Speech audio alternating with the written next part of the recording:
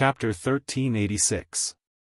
The first thing you need to do is to go southwest from Glory Castle and enter the Thorn Path. Set up a magic communication relay device every 5,000 yards. With them, we can guarantee communication in 99% of cases. Make sure they are in a safe place and not destroyed by monsters. Also, mark them well. Your basic mission is completed. After saying that, the old mage bowed to show that he was done. Donna spoke again. Next is the follow-up mission for the advancement. For every additional part completed, there will be double or even triple the points and rewards. The details are written in the report. First, if possible, try to reach Shotrath City. The Alliance urgently needs information on Shotrath City. Finally, if possible, try to escort at least one emissary from Shotrath City back. The mission was clear and the direction was clear. There was nothing much to say. Since entering the Outland, Thomas and the other Highland Knights had mostly taken on missions to clear the monsters around Glory Castle. They were very familiar with the terrain and the way to fight monsters. And this time, there was a big bug mount that was completely different from the Alliance. Although it affected the appearance of the city, it had to be said that the Kiraji bug mount was really useful. It had a high IQ and could basically understand the master's thoughts under the control crystal. Not afraid of death, able to fight, even if the bug was thrown to cover the rear, it wouldn't complain. It could climb mountains and wade rivers, and it wasn't picky with food. It could eat dead monsters, rotten meat, rotten wood, and even its dead companions could become food. Basically, other than being ugly, it was all good points. Everyone was quite disgusted with the Alliance letting go of those bugmen who had killed so many of their compatriots. As the war went on, everyone accepted these strong bugs. The Horde had the battle wolves, the Alliance had the bugs. It sounded a notch lower, but it felt more useful than the battle wolves. Moral integrity was not as valuable as life. No taste, no moral integrity, or life was more important. As long as one was in the middle or lower ranks, they would choose it. And the bug mount could be replenished endlessly. Delicate things like battle horses were not so easy to replenish. The mission was decided. At this moment, in the bedroom on the top floor of Karazhan, Jaina reclined on the chaise longue, elegantly sipping a mouthful of black tea. Then, she put down the exquisite white porcelain cup and quietly watched the internet addict demigod play games. Of course, she didn't know that Dumuk's dream before he transmigrated was to have his own game room with a big screen and top-notch equipment. Even playing Minesweeper with a 4-way Titan graphics card was a decadent and depraved game. On the contrary, Jaina felt that Duque, who was working hard, was very charming. Due to the damage to his Azeroth astral soul, he had no choice but to stay behind. He had no way to conduct the frontline command that he loved the most, and he had no way to personally participate in the great adventure against the evil enemies. Yet, he was still able to find joy in this kind of situation, using his imagination to find a new solution. Sure enough, only a man like this was qualified to possess her in such a domineering manner. He even made her accept the fact that she was just a part of his harem without any complaints or regrets. "Hey, Duque, are you really not going to consider directly intervening in the affairs of the Outlands?" Jaina asked as she rested her chin on her hand. Duque shook his head. "Now that I think about it, even if I didn't want to stay here, I shouldn't have gone to the Outer Realms. Now, Kil'jaeden and I can be considered to be trading pieces." Duel. Indeed, if Duque did not go to the Outer Realms, he would be able to avoid the trap set by the Burning Legion in the Outer Realms. Duque did not move, and Elun was also there, so they would be restraining Kil'jaeden. However, Duque used a remote control method to solve the problem of him not being able to directly participate in the battle. If it was any other powerhouse, they would most likely not be able to affect the overall situation because they had switched to a clone. Duque was a weirdo. As a transmigrator, he had used his intelligence to kill countless strong enemies. He believed that this time would not be an exception. Anyway, even if he really lost, it would only be a clone, and he could make it in half a day. Although I don't have unlimited revivals this time, I will play the Clone War with you. Let's see if you're afraid. The next day, Thomas and the rest were ready. The Highland warriors had 38 people, a total of 120 insect mounts. It could be said that one person rode 3 mounts. They majestically set off from the south gate of Honor Castle, taking a detour to the thorny path. After leaving Honor Castle, Duque looked at the sky and secretly sighed. "What's wrong?" Thomas asked. "Nothing, it's just that I can't get used to this kind of world." "Indeed. No matter how many times I see it, I won't get used to it. This sky that was close to eternal night. There was no sun, no clouds, there was only blurred and illusory darkness. From time to time, an unknown bolt of lightning would flash through the sky, piercing through the boulders that were spinning in the sky. The gravity was obviously normal, but there were boulders floating in the sky. There was no sunlight, but the closer they got to the scarlet dry ground, the brighter it became. This kind of unscientific scenery felt strange no matter how one looked at it. From the reddish-brown hill where Honor Castle was located, if one followed the slope down, they would be surrounded by enemies. Anything that did not have an alliance insignia would attack you. Gulp, a sound that the recruits could not understand sounded from afar. Thomas and the rest immediately frowned. Immediately, a violent cloud of dust rose from afar. Hellboar, a dark elf scout, had long since shouted from the left wing. Hellboar, a typical wild beast that had mutated due to the overflow of demonic blood. It had the extremely strengthened body of a demonic creature, as well as the instinctive ferocity of a wild beast. This thing roamed the entire Hellfire Peninsula. Almost every week, the Alliance would specially organize a hunt for it. Unfortunately, it could only reduce its numbers, but it was unable to completely eradicate this terrifying species. The Hellboar itself was not very strong in close combat. What was scary was its charge. Under a full charge, the Hellboar's tusks had once destroyed a new model tank. This wasn't an old-fashioned steam tank, but the Alliance's latest diesel tank. In the Outer Lands, because of the unstable air pressure, the steam engine starting condition was quite bad. The Alliance had no choice but to send the latest diesel tank to test it. Although diesel also had all sorts of problems, at least it could be used, and it had more horsepower. The dwarves had installed an even more insane 130mm steel plate on the side of the tank. Even so, it had been directly pierced through, instantly destroying the engine and ammunition compartment, as well as losing 3 elite dwarf tank soldiers. Seeing this berserk Hellboar charge over, Thomas frowned on the spot. If hit by that big thing, at least 2 or 3 bug mounts would be destroyed. Although the bugs were not bad in close combat, their relatively thin legs had always been their weakness. Bug mounts had no way of dealing with the charge. "I'll do it," Duque said softly. Lightly, a hole as thick as an arm appeared under the Hellboar's front hooves. The Hellboar's charge became the biggest killer. The instant its left front leg sank into the ground, its charge and weight directly tore off its entire leg. Chapter 1387. The Dry Land, the Howling Wind. The atmosphere was scorching hot, devoid of any signs of life. What did not match the atmosphere was the team's atmosphere. "Wow! Ha ha ha!" The team members all screamed and jumped in joy. If it was any other team, the most common method would be to send a strong professional, preferably a defensive warrior, to take the Hellboar's charge head-on, then drag it into a battle of attrition, slowly whittling down this thick-skinned demon boar. There was no other way. Creatures that had been demonized were generally very strong.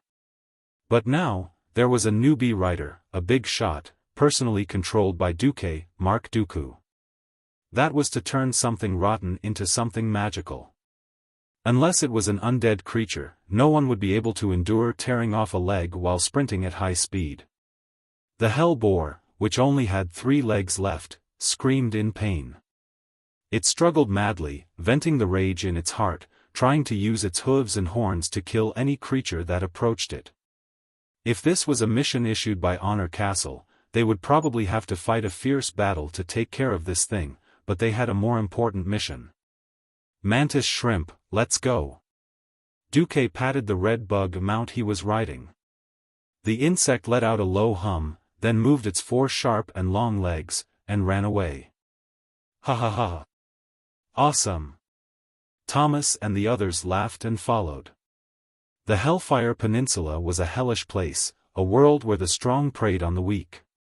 If they left this 3-legged boar that weighed more than 2 tons here, it would not live for long. Moreover, this place was not far from Honor Castle. The guards on the guard tower had already seen this scene. Just because Duque and the others did not accept the mission didn't mean that others did not. As a matter of fact, there were already other teams eagerly rushing out to take advantage of the situation. Thomas and Duque did not care. The group of people swaggered off.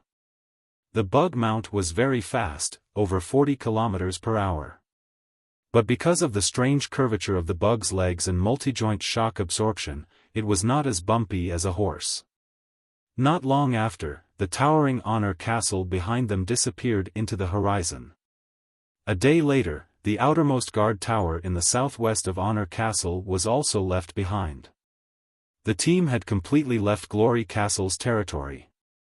Yeah, Thomas used a very standard charging movement while holding a lance that was over 5 meters long in his hands. The sharp spear had accurately pierced through the head of a steel-toothed marauder while moving at high speed, and the rather tough head of the marauder directly exploded like a rotten watermelon. Purple blood splattered in all directions. At the same time, the center of the spear that was supposed to slow down the momentum of the knight and the lance exploded. Let's go. Thomas did not stop and called for everyone to continue the assault. This insect also had a 4-legged pedestal-like base. Its lower body was very similar to the Karaji insect people, but its Magata-like upper body was abnormally ugly. However, its mouth full of buck teeth was not just for decoration. Duque had personally seen an Alliance knight get his upper body bitten off less than 20 meters in front of him. Please note that the entire upper body was bitten off together with the 5 mm thick plate armor. From another aspect, this reflected that Thomas's shot was quite exquisite. For a giant insect with high speed and agility, he could still change the direction of the spearhead while charging at high speed along with the head of the steel-toothed marauder. This skill was like stabbing a matchbox with the spearhead at 60 kilometers per hour. It was amazing. Should it be said that he was worthy of the title of Highland Knight? Along the way, there were no hordes of monsters, but there were still all kinds of losses. 3 Karaji insect mounts had their legs broken. Because they had just set out, their supplies were still quite full.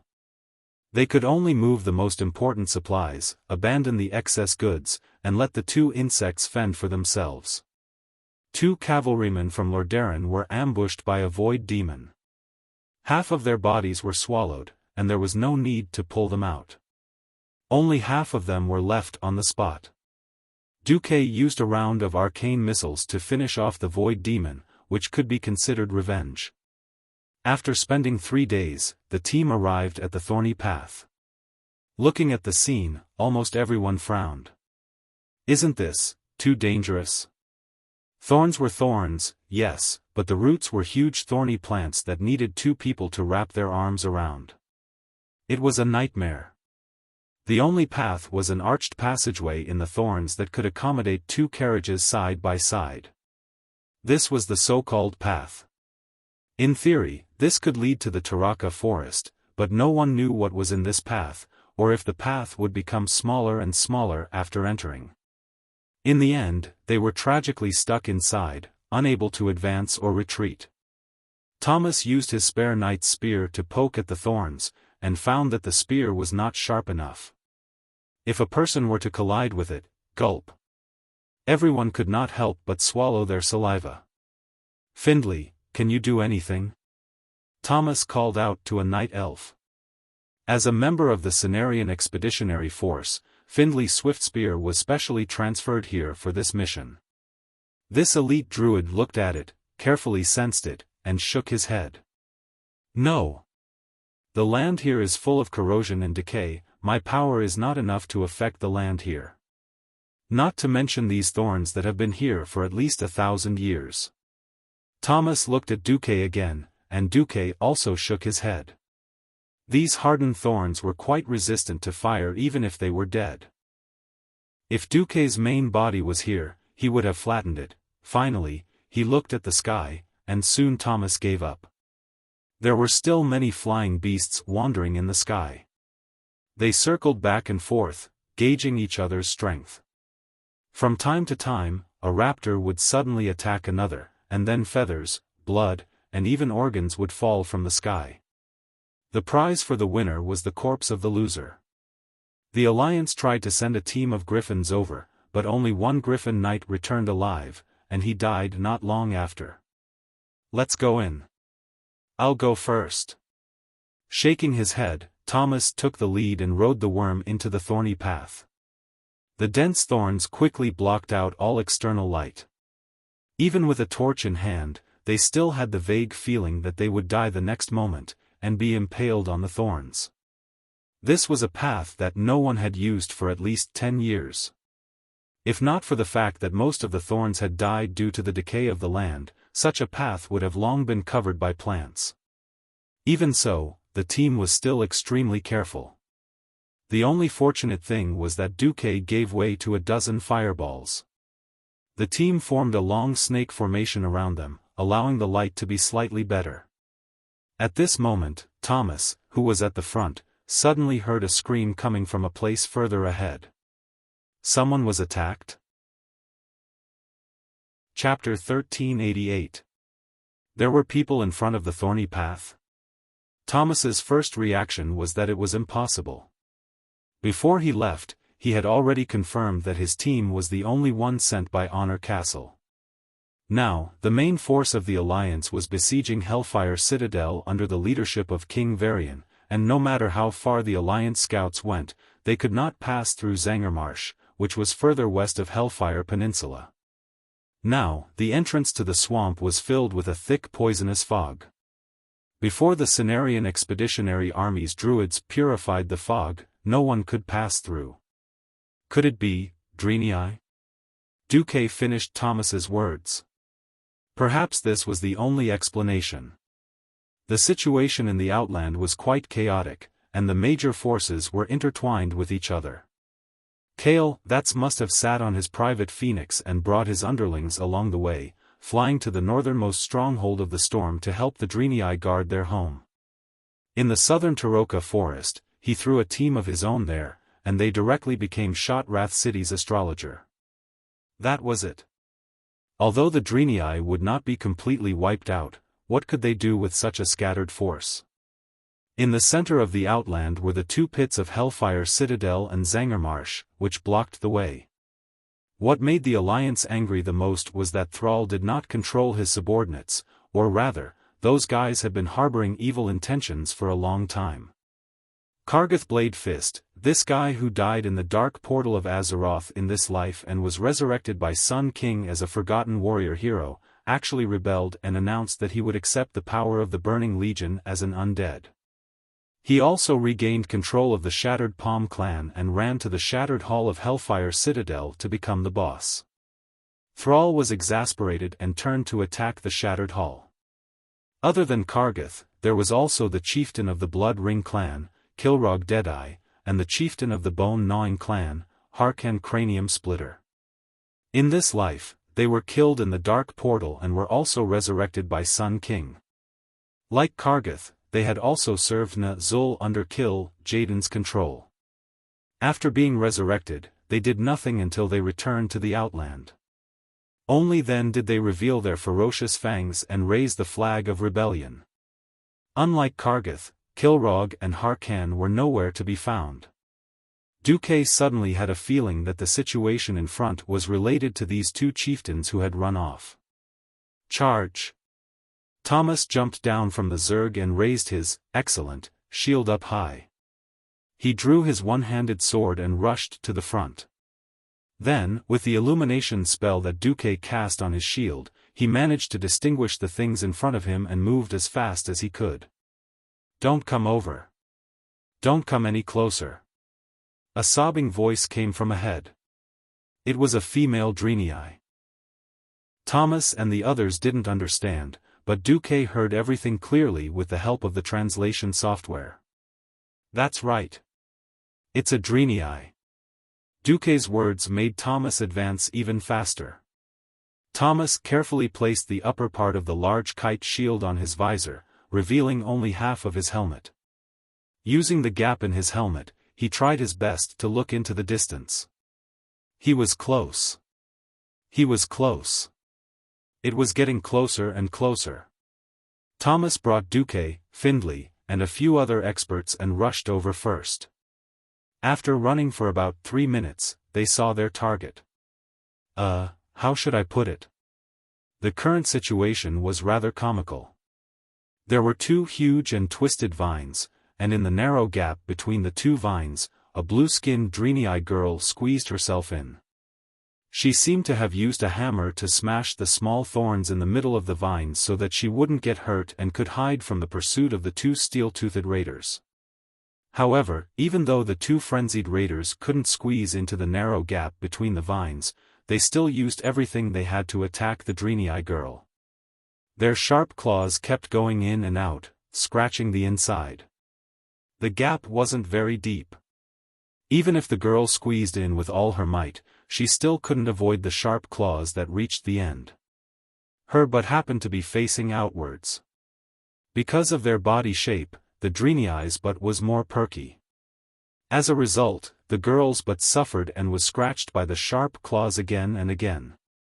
The fresh blood stimulated these mutated monsters, and they seemed to become even more violent. Duque was the first to make a move, using the old trick of Calm and Mind plus Flame Blast. No matter when it was used, it was always high-end and classy. The sudden burst of light frightened the two steel-toothed darters. The one in front tried to dodge to the right, but in its haste, it was pierced by a large thorn spike. In the next moment, it turned into a barbecued meat skewer. Of course, no one would want to eat the barbecue meat of the steel-toothed raiders. Originally, the other raider wanted to run, but Findlay directly smashed Starfire on the raider's head, which instead aroused the ferocity of the beast. It let out a sharp cry and rushed over recklessly, just in time to meet Thomas's charge. Bang! With a loud noise, Thomas directly slammed its whole body into a thorn, and a dozen sharp thorns pierced its body from behind. Even so, it was still fine. It twisted its body frantically, trying to use its claws to kill Thomas and drag him down with it. How could Thomas, who was already prepared, give it this chance? Almost at the moment when Charge hit the target, he immediately activated Counterattack Windstorm. The raiders' fierce attacks, which were as dense as raindrops, were all withstood by the thick fine shield. With the support of the warrior profession's unique fury, Thomas made an attack that exceeded the limits of his normal body. The long sharp sword seemed to turn into a dagger, quickly and ruthlessly stabbing into the raider's abdomen. 1 slash, 2 slashes, 3 slashes, a total of 20 slashes, almost turning the raider's entire abdomen into minced meat. The two beasts died, and the atmosphere immediately eased. Looking at the humans standing outside, the Divinity girl was still in a state of shock. It's okay. Please don't be afraid. We are Alliance soldiers invited by your leader, Willan, to Shotrath City. Duque opened his mouth and spoke in the extremely pure Divinity language. This made Thomas and the others quite envious. There was clearly more than one hero who saved the damsel in distress, so why was Mark Dooku the only one to claim credit? Helplessly, other than him, no one else knew Divinity language. You are, humans? Unexpectedly, the dreamy-eyed girl actually knew human common language with a thick accent. It was a little awkward, but they could still understand it. Everyone, including Duque, immediately realized they had picked up a treasure. Yes. We are humans. That's right, who taught you the common language? Those blood elves? Astrologer? Oh. Yes, Lord Willen instructed me that in order to better communicate with the human-led alliance, it would be best for me to learn the common language. These days, I have been studying very hard, and it seems like it has come in handy. As the dreamy-eyed girl spoke, she bared her teeth and crawled out from the gaps of the vines. Chapter 1389. On the surface, she was covered in blood and was in bad shape. Duque could tell at a glance that the girl was very lucky. They were all superficial wounds that could be healed with a healing spell. Unexpectedly, just as Duque was about to call for a priest, the girl actually started healing herself with holy light. Oh, and a priest? Taking advantage of this moment, Duque sized up the dreamy-eyed girl. The girl had a figure similar to that of a human female, slim and slender. If it wasn't for the faint lines of her biceps on her arms, one would probably think she was a young lady just by looking at her silhouette. Her light blue skin glowed with holy light, and the girl was bathed in a holy aura. Although in Duque's eyes, this level of holy light was still very shallow. She had two S-shaped curved goat horns on her head, and below her knees were recurved hooves that were a little unthinkable for humans. For balance, the girl's body also seemed to have become curvy in both the front and the back. There was no gorgeous clothing. The dreamy-eyed girl was dressed like a typical commoner girl. The white linen top only covered her well-developed outland peaks. It seemed to be a typical off-the-shoulder outfit for ease of movement. The top that went from below her ribs to her neck made her neck look even more slender. A pair of leather pants that should have been brown had now turned dark red due to the blood staining them. She carried what in theory was a short warhammer in her hand, but in Duque's eyes, it was just a wooden stick and a metal lump. Duque noticed that there was no blood on the head of the warhammer. There wasn't even any blood left behind. A rookie on the battlefield for the first time? Duque really didn't know why Wei-Luan would send such a rookie to die. In the chaotic outland, it was enough for her to die 100 times. But no matter how he looked at it, this guy's luck was EX+. If she had the ability to come to the thorny path alone, she actually ran into the once-in-a-century Alliance advance team. Excuse me, can you please turn around? I. The dreamy-eyed girl's face was red. While Thomas was still in a daze, Duque had already come to a realization. She felt that her buttocks had been pierced by the flying man's sharp leg. Now that she was going to heal herself, it was really indecent to be injured there. Duque thought for a moment. Seeing that this guy wouldn't have a high-end item like a storage space bag, he directly handed over a piece of canvas. Thank you. The girl's face turned even redder, like a freshly steamed prawn, and she quickly took the canvas. A few minutes later, Thomas met up with the rest of the army, and the dreamy-eyed girl's wound was also healed. Seeing the large canvas patch on the girl's butt, Thomas, the silly goose, suddenly came to a realization. The girl was quite clever with her hands, because Duque also saw a hole above her butt. The edge of the hole was even smoothed out, so that the dreamy-eye's nearly half-a-meter-long blue tail could be seen. What a nimble tail. It wagged and wagged, bending left and right. Duque couldn't help but think of when he was taming dragons. Sometimes, he would get Onyxia in human form to give him a red tail that was proportional to a human's body for him to rub. Every time he saw the strange dizziness on the black dragon princess face and heard her moans, Duque would feel very satisfied. This was like stroking a cat, addictive. Suddenly, the dreamy-eyed girl screamed, attracting everyone's attention. Only then did Duque realize that his hand was cheap. He actually reached out to grab her tail and rub it. Sorry, I was too curious. Is this the first time you've seen a Drinii? Yes. Duque lowered his head. My companion didn't mean to offend you. We're actually all very curious, Thomas hurriedly explained. No.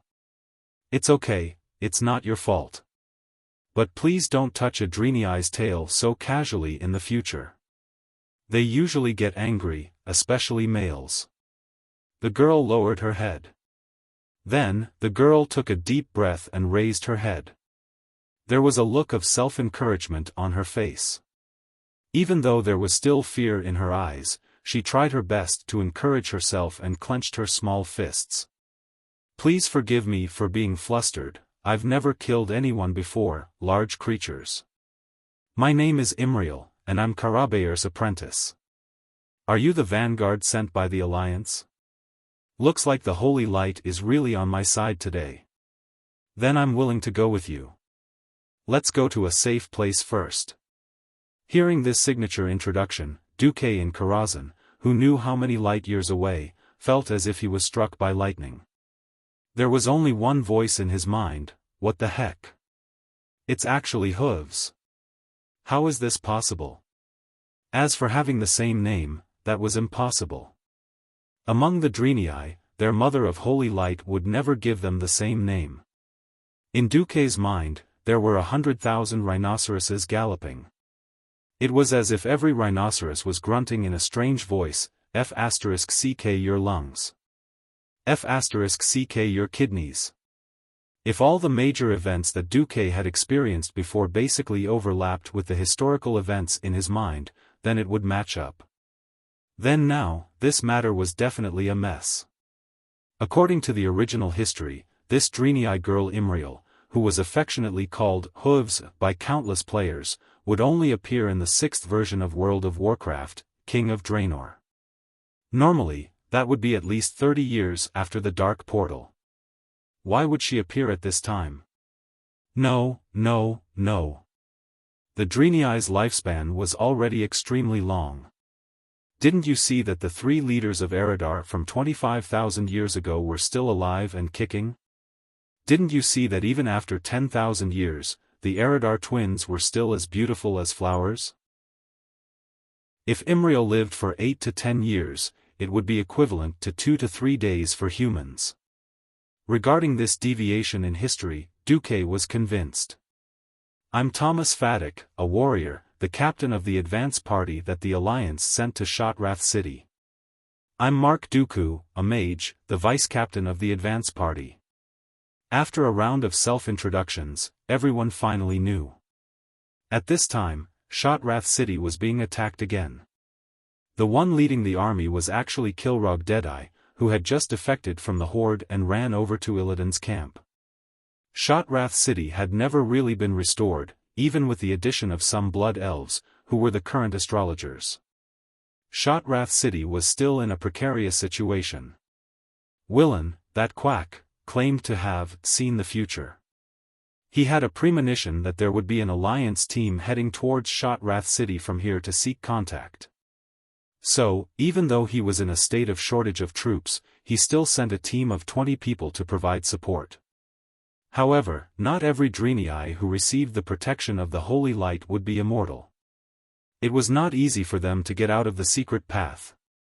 Before the group of 20 could even walk out of the Terakar forest, they were attacked by their former comrades, who were now the Broken, to the north of Turam, the former Drinii settlement. Chapter 1390. The Broken were once a race of Drinii who were influenced by the power of the Burning Legion. Many of them had lost their rationality and ego due to various circumstances, or changed their appearance and temperament. The current batch of breakers were the brainless ones. After sacrificing half of their companions, they were lucky enough to escape and entered the Thorn Trail. They were then surrounded by dozens of Steelfang marauders, and in the end, only Hoof Imriel was left. The original captain and vice-captain were all killed on the way. Duque scratched his head in thought, is this the lucky E of the ancient walk-on? But this was war. Although high-end martial arts could be used as the deciding factor, most of the time, it still depended on the efforts of mortals to tilt the scales of victory in their favor. Duque felt a little sorry for the Divinity. After transmigrating for so long, Duque had seen many worlds. But now, Duque finally had a taste of what it felt like to continue to hold on to a world that was about to fall into the abyss of hell. He could not help but recall the rich elven forest. Even though it was once burned by the flames of war spread by the beast men, with the washing of time and the efforts of mortals, it was still able to recover. And not this land that was getting more barren by the day. Let's go. To Shot-Rath. Thomas said, but realized that Imriel did not move.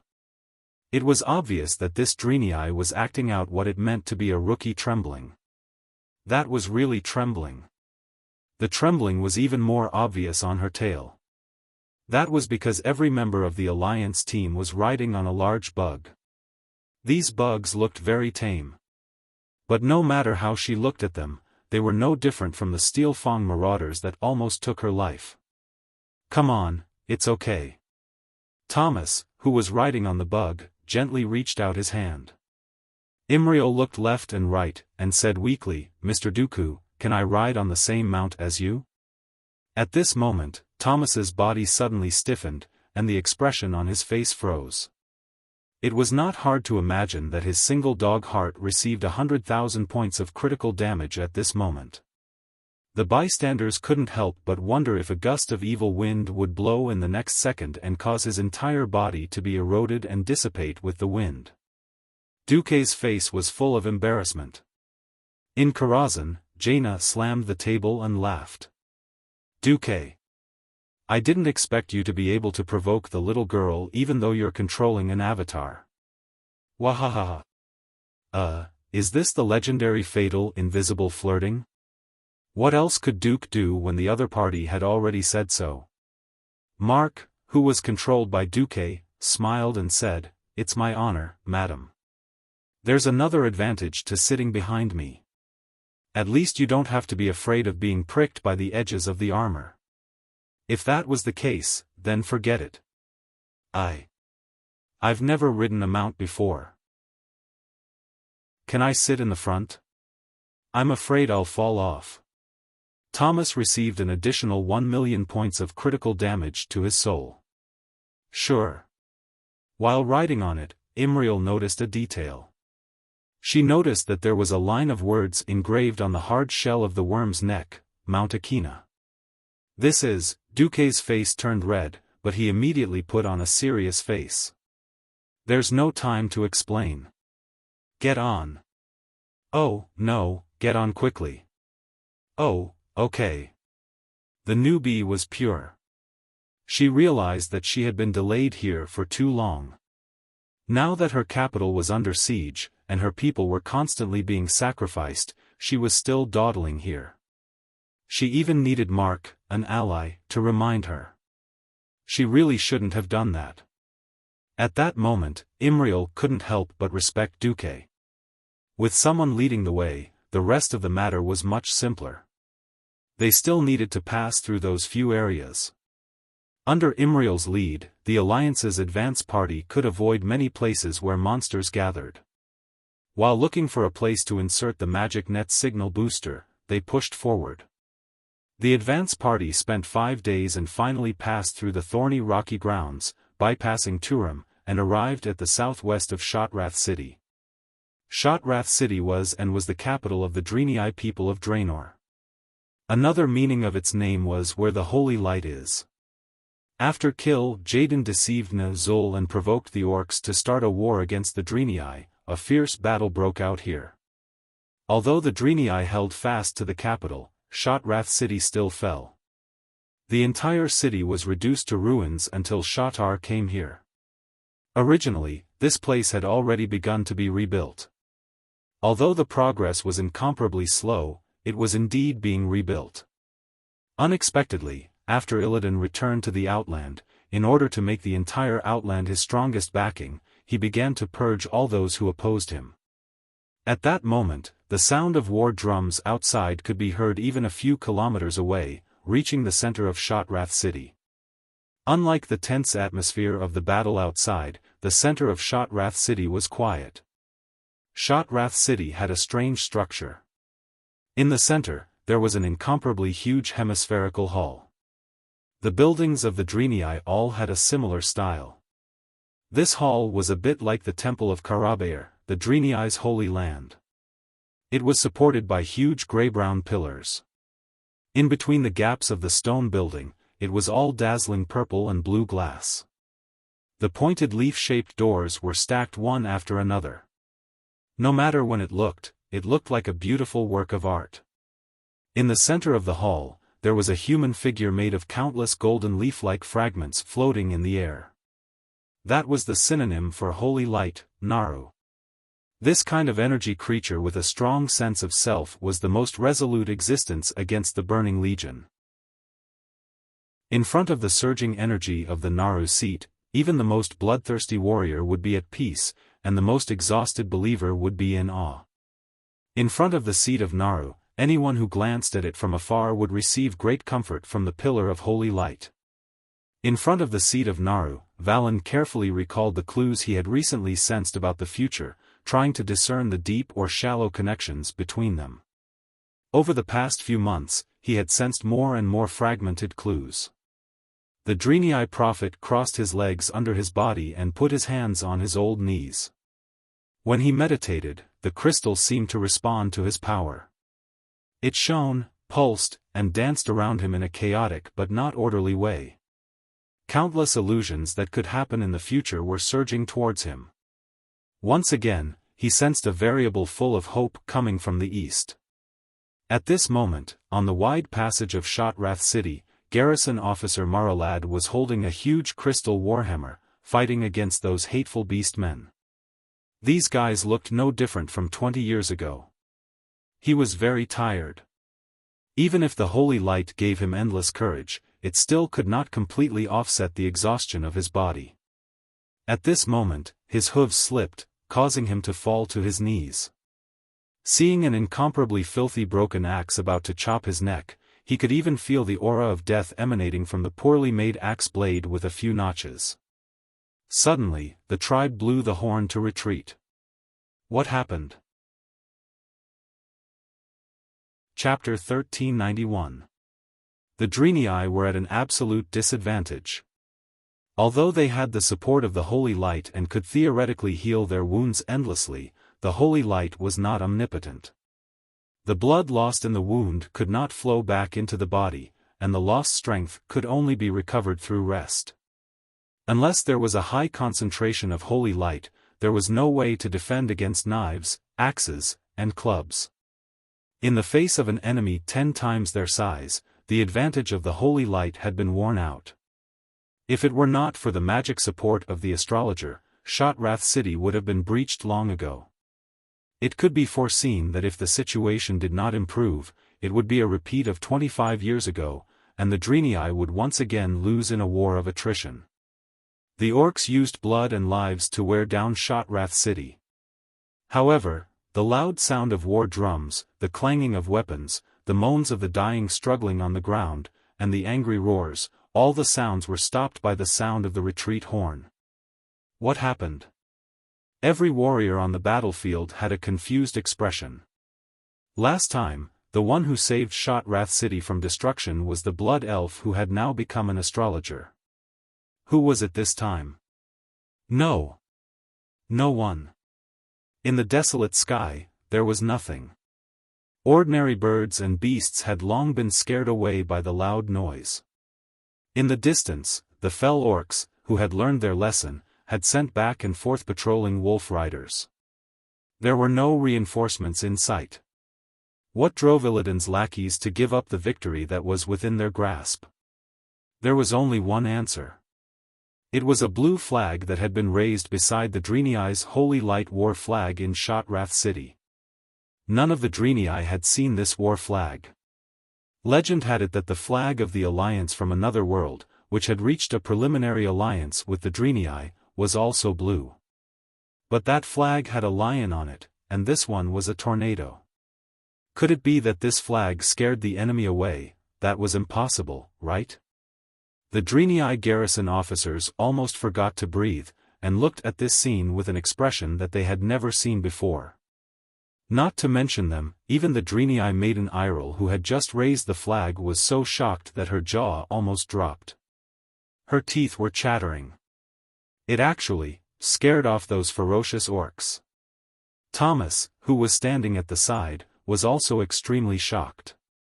Of course, he recognized this flag, or rather, he had grown up listening to the legend of this flag. This Storm Duke flag was the symbol of an era, a living legend. One flag to repel an army of 10,000. No one had expected that the miracle that had happened in Kuel Salas's Silvermoon City, which had been sung about by countless bards in the taverns, would repeat itself. Duque was already a demigod. Of course, he wouldn't bother to boast about himself. Even if he did not do so, Thomas and the other spectators would naturally tell Imriel about the legend of the flag. In an instant, the little girl had turned into a fangirl.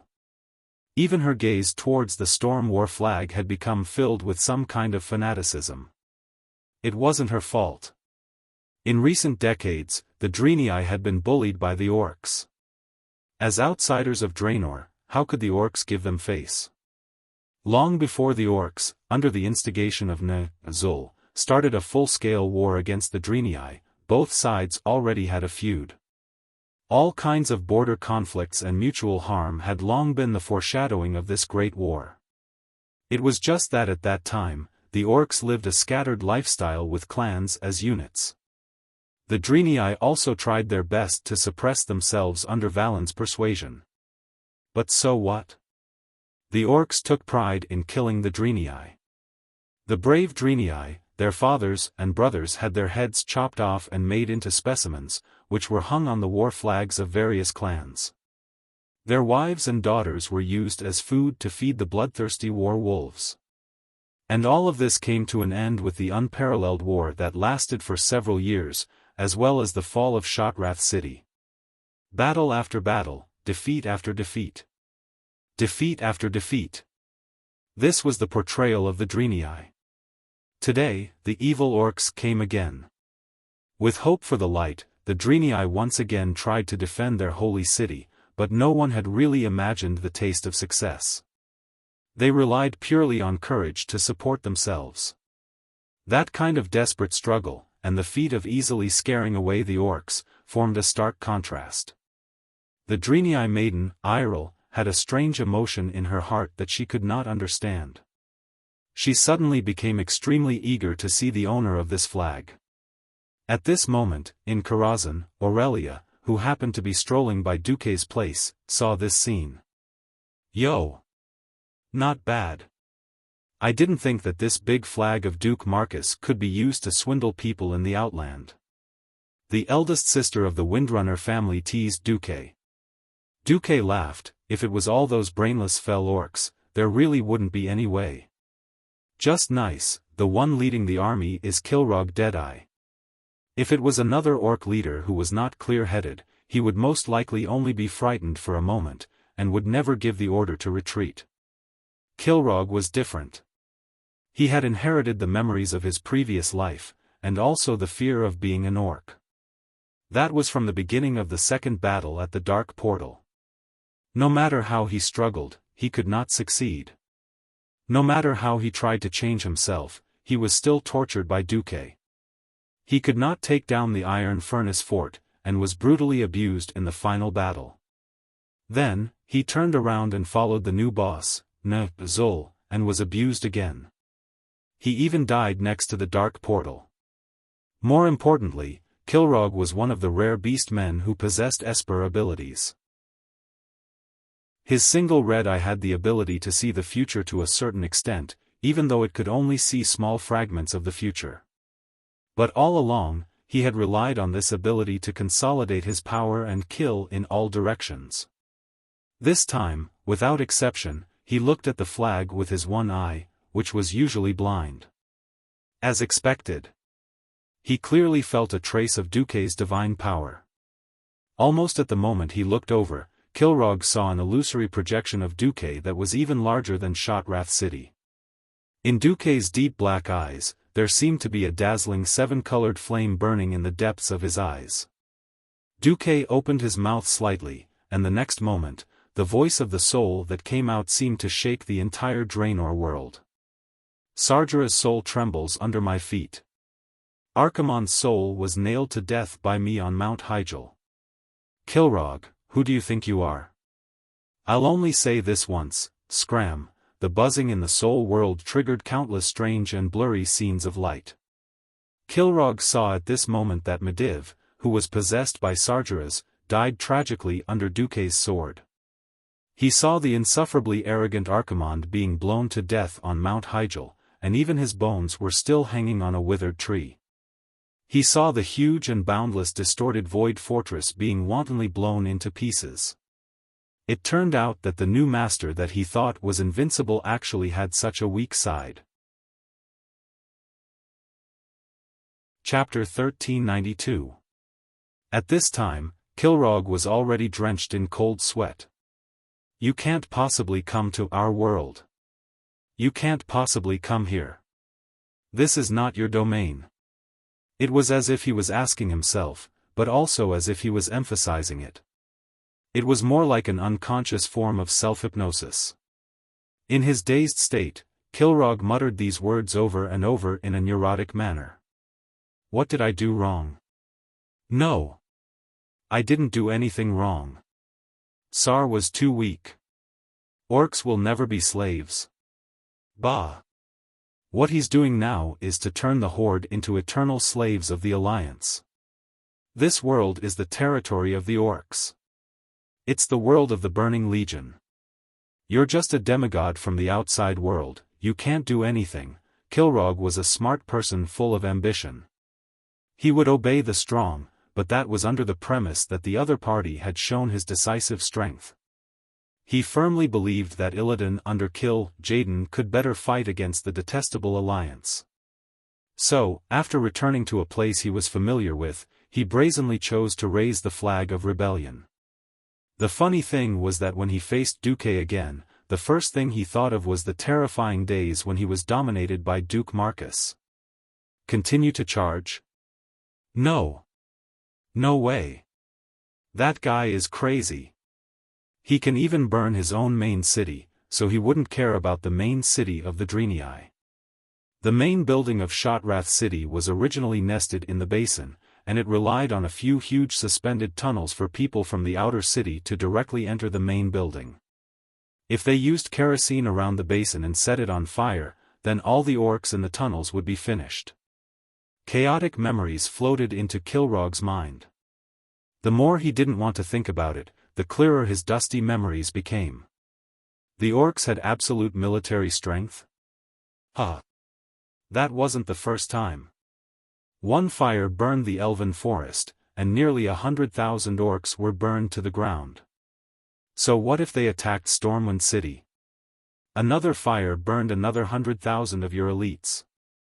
They had an overwhelming military strength, but every time, hundreds of thousands of orcs would be buried at the bottom of the sea, all to be fed to the fish. Every chief knew that changes had to be made, so they tacitly agreed to Orgrim taking power. But so what? He was weakened time and time again, and faced defeat time and time again. Finally, he reached the end of the road. When Kilrogg woke up from the mental shock, he took a deep breath and exhaled all the air in his cold lungs in one go. His vocal cords, which were nourished by shadow power, let out a tremor of fear that came from the deepest part of his soul. All troops, heed my command. Retreat. Although the evil beast men were bloodthirsty and ferocious, they weren't like the legendary berserkers who completely lost their reason and couldn't distinguish between friend and foe. The signal to retreat rang out. No matter how unwilling they were, they still had to retreat. The Draenei guards and soldiers could finally breathe a sigh of relief. They lined up the guards, and then the main force slowly retreated back into the city. A large number of civilians began to pour out. Most of them served as logistics. They carried away every compatriot who was still breathing and used holy light to treat them as much as possible. They also cleaned up every evil beast man who was still breathing. This was not something that Duque and Thomas could handle. On the other side, Imriel, who was still in a state of shock, suddenly quivered. Duque noticed the faint holy light that shone beside her ear. There's such a thing? As expected, Imriel bowed to Duque and the others. Lord Valen is aware of your arrival and is now ready to receive you. Please follow me. All right. Duque and the others were near the outer city. Originally, the fastest way to get there was through the main passage that connected the inner and outer city. Because of the war, the 50-meter-wide passageway was already filled with all kinds of war machines or temporary bunkers. To enter the inner city, it was faster to walk through the basin. Walking through the messy basin, the surroundings had become a huge military camp, or rather, a temporary shelter. There were injured Divinity soldiers and skinny civilians everywhere. It was obvious that the city had begun to implement rationing, and all resources were prioritized for the guards and soldiers who could fight. Imriel was obviously a celebrity here. Almost every Divinity knew her and greeted her. Of course, not everyone and everything was good. Hey! Imriel! When are you going to pay me back the 6 copper coins you owe me? A Divinity lady said in Divinity language. Duque could clearly see that Imriel, who had been walking briskly after defeating the orcs, was instantly petrified. Duque was speechless. Was this the so-called dark history? Or a hero stumped by a single coin? Who would have thought that the famous Imriel in history would have such an embarrassing moment? When Hoof heard this, her hair stood up on the spot. Her blue tail stood up like a cat's fur. She glanced at Duque guiltily. Seeing that Duque did not seem to be paying attention to her, she patted her chest and hurriedly replied, Mamie. I've brought these guests to Lord Valen's place. That means I've completed my mission. I'll pay you back as soon as I get the reward. Just as she sent the sisters away, the naughty Duque, who was controlling Mark Dooku, said, Miss Imriel, what's 6 copper coins? Do you need me to back you up? On the other side, the Missy shouted again, Imriel. Hoof immediately switched to playing dumb. What? I can't hear you. What did you say? On the other side, she grabbed Duque's hand and said, Lord Valen is still waiting for you. Quick. Hero. Before she catches up to us, let's go. Pfft. If it were not for the fact that it was not the right time, Duque would have rolled on the ground a few times, slapped the table and laughed out loud. Was this still the serious Divinity archbishop from his previous life? After entering the heavily guarded passage, Duque and the rest arrived at the huge hemispherical main hall. The curved walls were engraved with mysterious runes that glowed with light. A Naru, who was glowing with a holy light and formed from a number of diamond-shaped blocks, was floating in the middle of the hall. Another older Divinity stood in front of the Naru. In every corner of the hall, the beautiful armor of the Divinity guards was polished until it shone brightly. Under the Naru's holy light, it looked even more holy. That older Divinity should be Valen. Standing around him were a few holy knights and guards, who bowed subtly to show their obedience to him. This obedience stems from a top-down power pyramid that is completely devoid of self-interest. Perhaps, only a race like the Divinity, who were completely idealistic, would have such a thing. Duque respected the religious beliefs of others, even if he himself was at the top of the hierarchy. The problem was, he, who had received the education of the great celestial empire, was a complete materialist. Chapter 1393. In the world of Azeroth, Duque had seen many gods. There were false gods, true gods, and evil gods. The biggest feeling that these gods gave Duke wasn't that they didn't have their own ideals, but that they were more humanized. Hacker was brainless and xenophobic. Xiaofan was immoral and devoured everything. Elun was willing to take care of all good creatures under the stars. None of these gods were as pure as the Naru, and none of the believers were as completely selfless as the Divinity. Now that Duque had stepped into the realm of the gods, he should be prepared to have some fanatics who worshipped him. After all, he might be like Elun in the future, needing priests to spread his faith. Perhaps the power of faith mentioned in many novels before he transmigrated would be a necessity. Although Duque understood the purpose of these people's existence, he was afraid of dealing with fanatics. Yes, I'm just Mark Dooku, a little mage in charge of delivering letters and guarding the front lines. As soon as he thought of this, Duque immediately activated secret observation mode. At this time, a few huge figures stood in front of the team. The leader was a burly Divinity in heavy armor, the shield of Valen, the personal guard of the Prophet.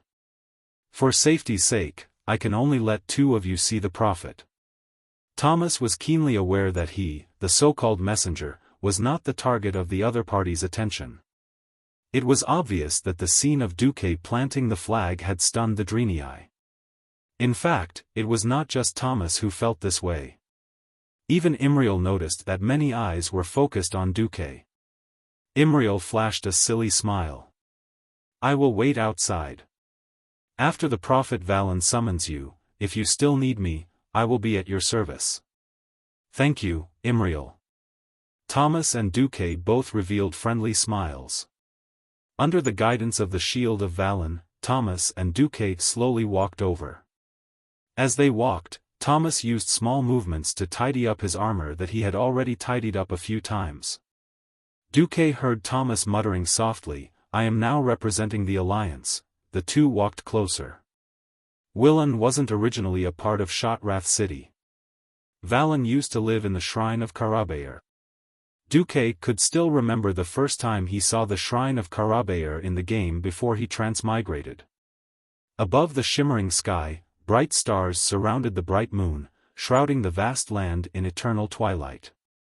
The Shrine of Karabayr was located between the vast sea and the dark plains of the Moon Shadow Valley. Unfortunately, the Karabayr temple had already fallen during the war between the Divinity and the orcs. In the original history, Zul, who was still the great chieftain, had once opened a crack to another world in the temple of Karabayr, which resulted in the explosion of Draenor. In this life, Zul directly knelt in Karazhan. According to the information that Kale had previously sent back, after the orcs lost Zul, the temple was occupied by the Lord of the Abyss, Magtheridon. Then, when Illidan was beaten up by Arthes in Northrend, he returned to the Outland and colluded with Magtheridon. The temple of Karabayr became Illidan's lair. By the way, when it was occupied by the orcs, the temple of Karabayr was renamed the Temple of Darkness. Valen, who was homeless, could only temporarily hide in Shotrath City.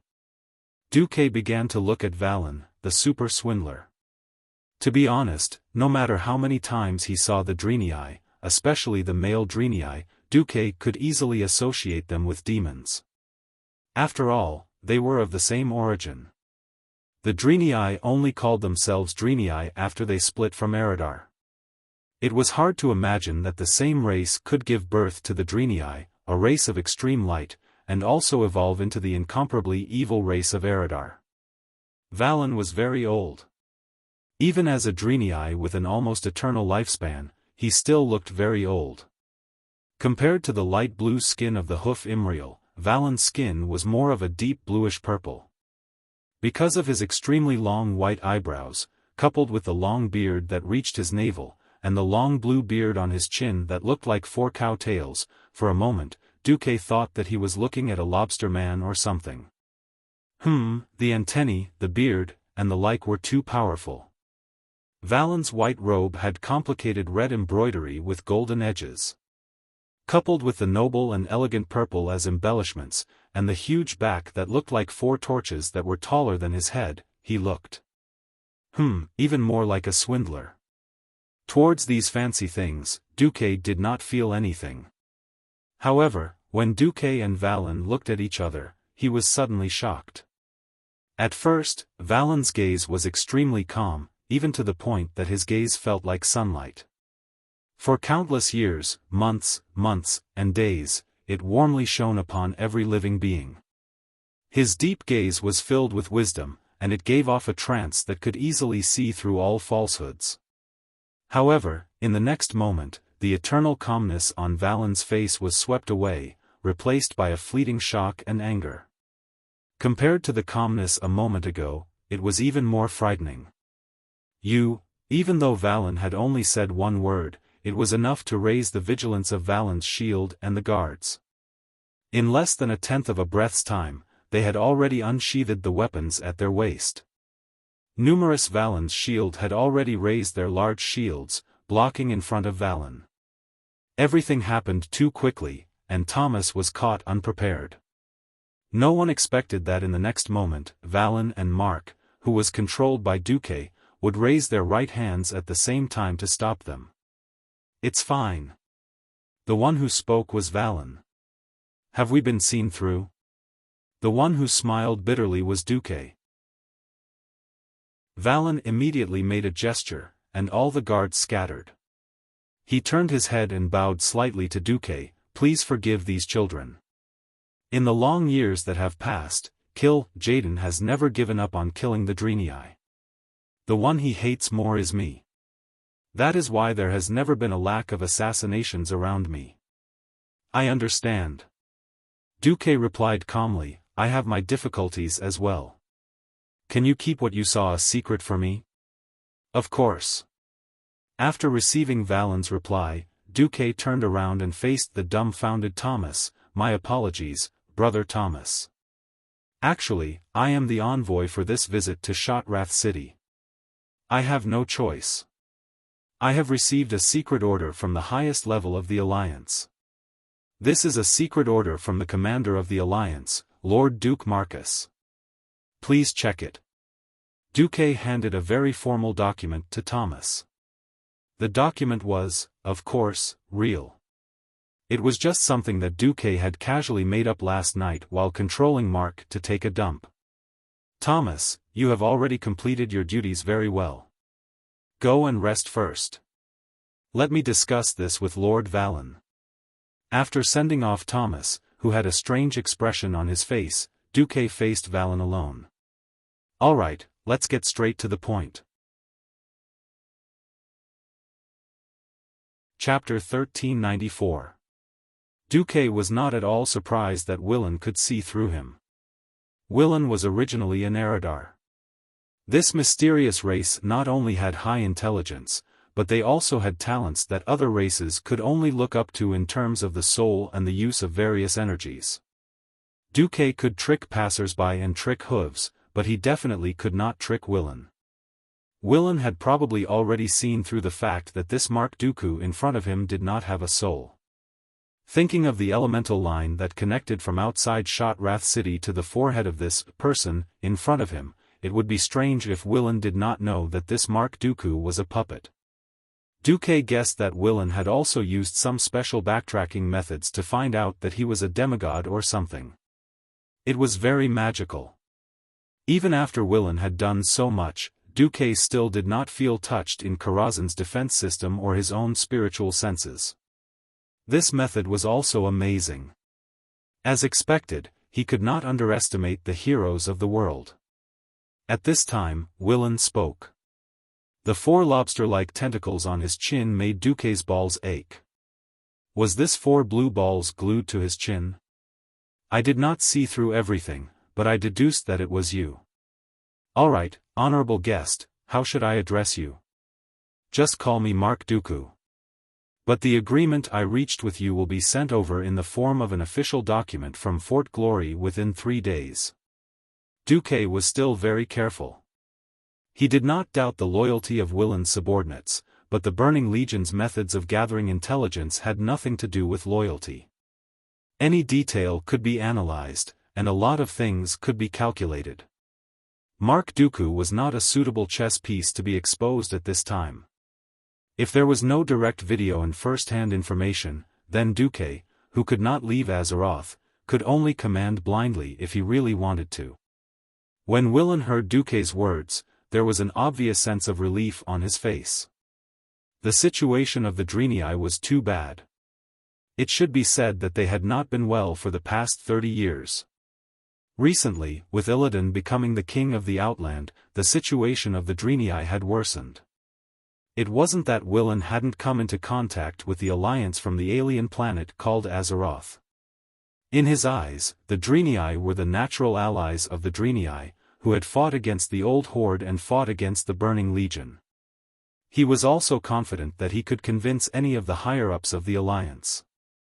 The problem was, if he couldn't even meet them, he would be in despair.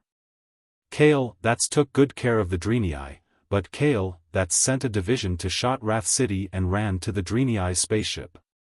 The Drenii's retreat was important, but Shotrath City was also crucial. The most troublesome thing was that Valen learned from the astrologer who had defected to them that the seemingly powerful Prince Kael, didn't have much say in the powerful alliance. The alliance was a union formed by a bunch of countries of different races.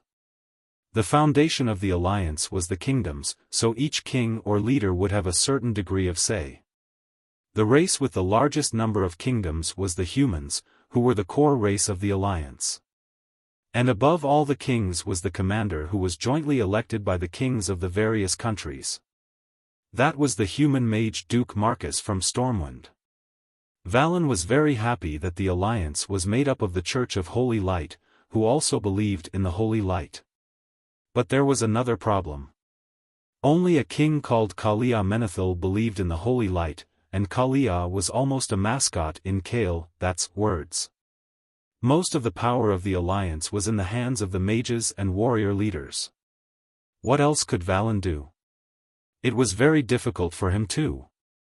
Due to the inconvenience of transportation and communication difficulties, he barely knew that the Alliance and the so-called New Horde had begun an expedition to Draenor through the astrologer's intermittent magic transmission. He also heard that it was the king of Stormwind City who had come.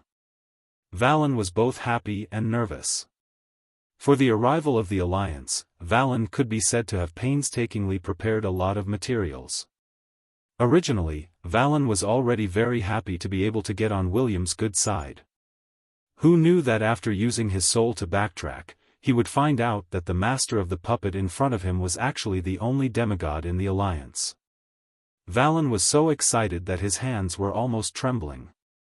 Although due to the situation, I was unable to reach a face-to-face exchange, I am still very grateful to the Alliance's commander, His Excellency Duke Marcus, for taking this seriously. I am the one who is embarrassed that I can't come personally. Then, before we officially talk, I hope to show you something, His Excellency, the older Drenii said softly. He stretched his body and floated up. The prophet maintained a height of about 10 centimeters above the complicated and gorgeous patterns on the ground of Shotrath City. He approached Mark and tried to press his palm between Mark's eyebrows.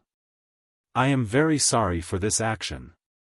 To achieve telepathy, this is necessary, the prophet said. Duque was curious. Is it about Argus? Or is it about the period when you were one of the 3 heads of Eridar? Valen was struck by lightning. He was struck by lightning. One had to know that at this point in time, the Drenii's contact with the Alliance was simply too one-sided. Many of the big shots in the Alliance had not even seen a living Drenii. They had only seen the fragments of the magic mirror from Kael, In addition, there were not many people from Eridar in the Burning Legion. Even Archimonde, his appearance had changed a lot under the dark energy change. Most of the Alliance had no way to connect the Burning Legion demons with a pair of bat wings with the Drenii. And the ones they were fighting on the front lines were still their old enemies, the Fell Orcs. Who would have thought that Duke would reveal Valen's background right from the start? That was not all.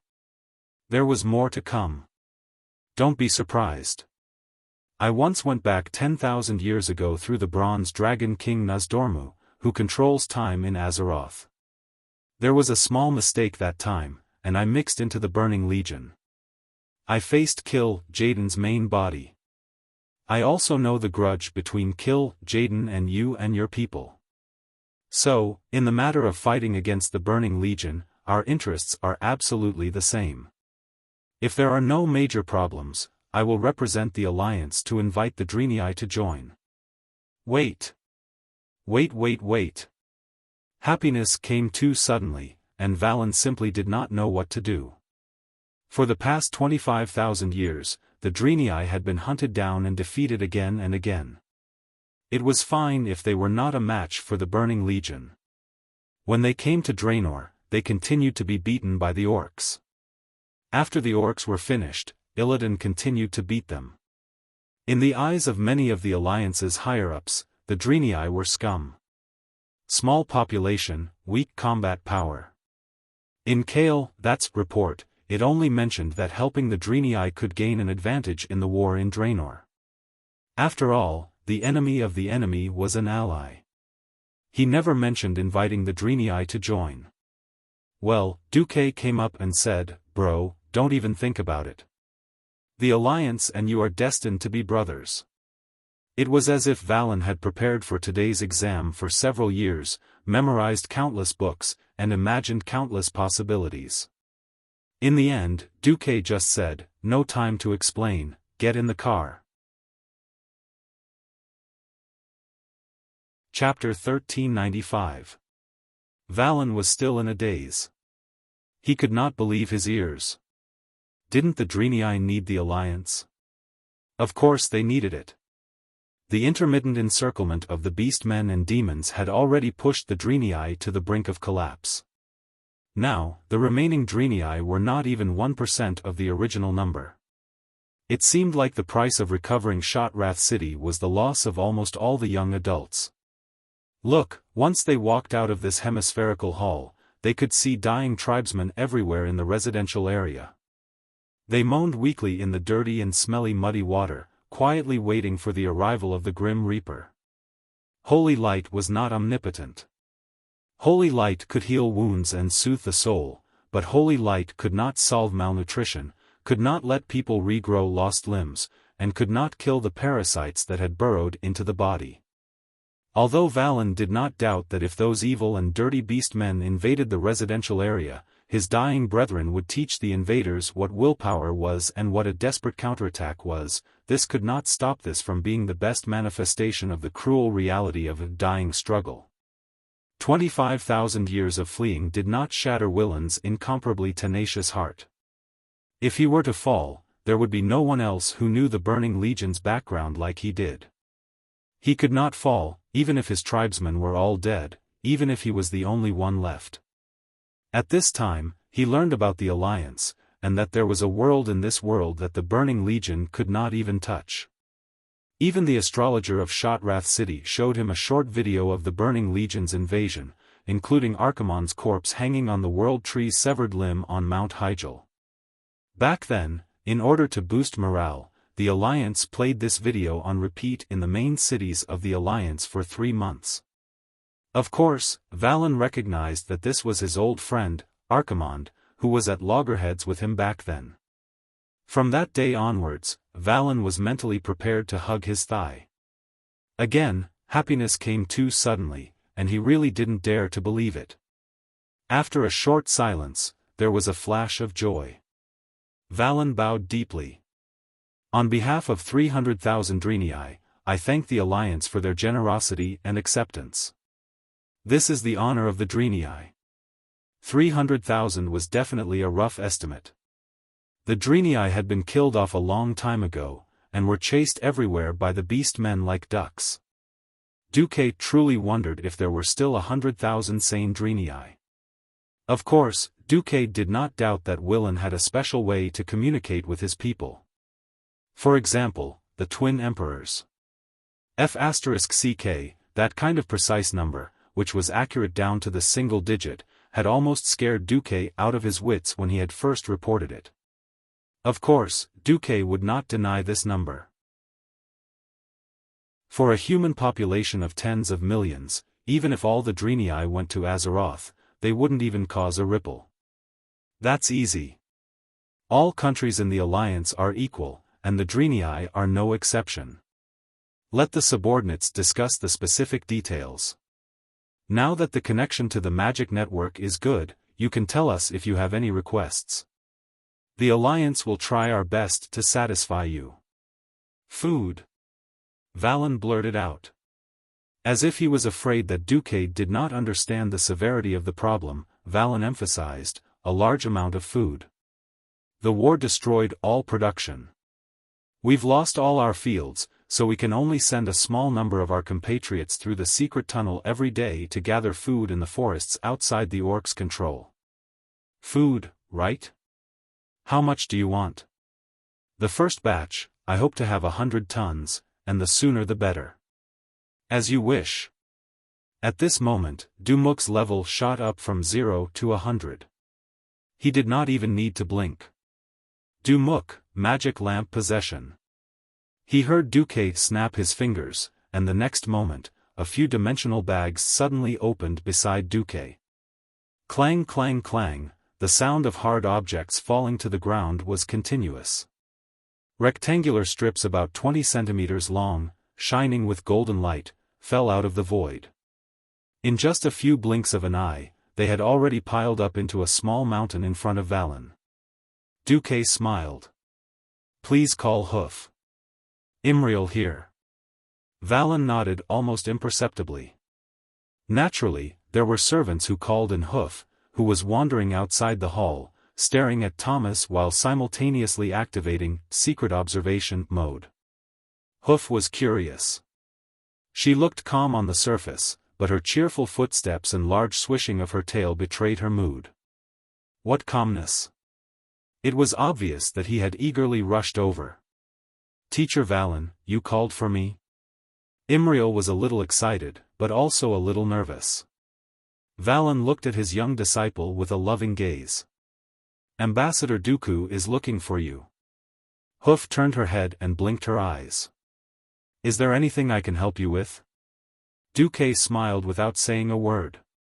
He snapped his fingers again, and a 50 centimeters long, 25 centimeters wide, and 20 centimeters tall thing that looked a little like an ice basin formed in front of the Divinity. At the same time, he also communicated with the water elemental plane and poured a basin of water into it. Although the taste will not be too good, it is indeed made from high-quality food. After saying that, Duque casually picked up a piece of gold and tore off the surface wrapping, revealing a solid brown piece. Duque casually threw it into the pool. At first, it was nothing, but soon the small brick at the bottom of the pool began to react with the water, and bubbles kept coming out. Plop plop. The strange sound attracted the attention of the surrounding Divinity. In less than 30 seconds, the small piece of brick greedily absorbed the water at a speed visible to the naked eye, and became a big soft cake that almost burst the ice basin. Duque made a gesture of invitation. A Valen shield stepped forward, broke off a small piece, and put it in his mouth. Soon, a smile appeared on his rough face. I tasted wheat, eggs, and a few plant seasonings. It is quite nutritious. Almost as soon as he finished speaking, Imriel's tail spun like a windmill. Let me try it too. With light steps, Imriel also broke off a piece. It tastes good. Why did you say it did not taste good? At this moment, in Karazhan, Duque slapped his forehead, his face full of bitter smiles. Aurelia, who was beside him, touched his nose and smiled faintly. Whether it tasted good or bad was relative. As a transmigrator, Duque's understanding of modern warfare definitely surpassed that of the world of Azeroth. He had long proposed the concept of compressed biscuits. Before Duque transmigrated, the humans and dwarves of the Azeroth all ate bread as their staple food. But during the two large-scale battles across the sea, bread was too troublesome and took up too much space. So, Duque insisted on adding things like compressed biscuits and canned fish to the logistics. To be honest, these were all warehouse goods from a few years ago, but the Divinity treated them like treasures. Chapter 1396. As a fan of the puppet army before his transmigration, and a commander who had personally led troops through many battles, Duque was well aware of how tough it was for the soldiers. Think about it. After a whole day of battle, the soldiers would be lying in the trenches or in the camp on the bloody battlefield. They would even have to soak their feet in the mud when the weather was bad. However, after a bloody battle, they would often be given a piece of black bread that was not much bigger than a palm. When this black thing did not get wet, it could be used as a brick to hit people. Although it was a staple food for the poor in this era, it was only the lowest form of protection for soldiers who desperately needed to recover their strength. It was better than nothing. Hence, after the Dark Portal defeated Arthas' Calamity army on the Lordaeron continent in 15 years, Duque took control of the Alliance and proposed to make the first batch of compressed biscuits.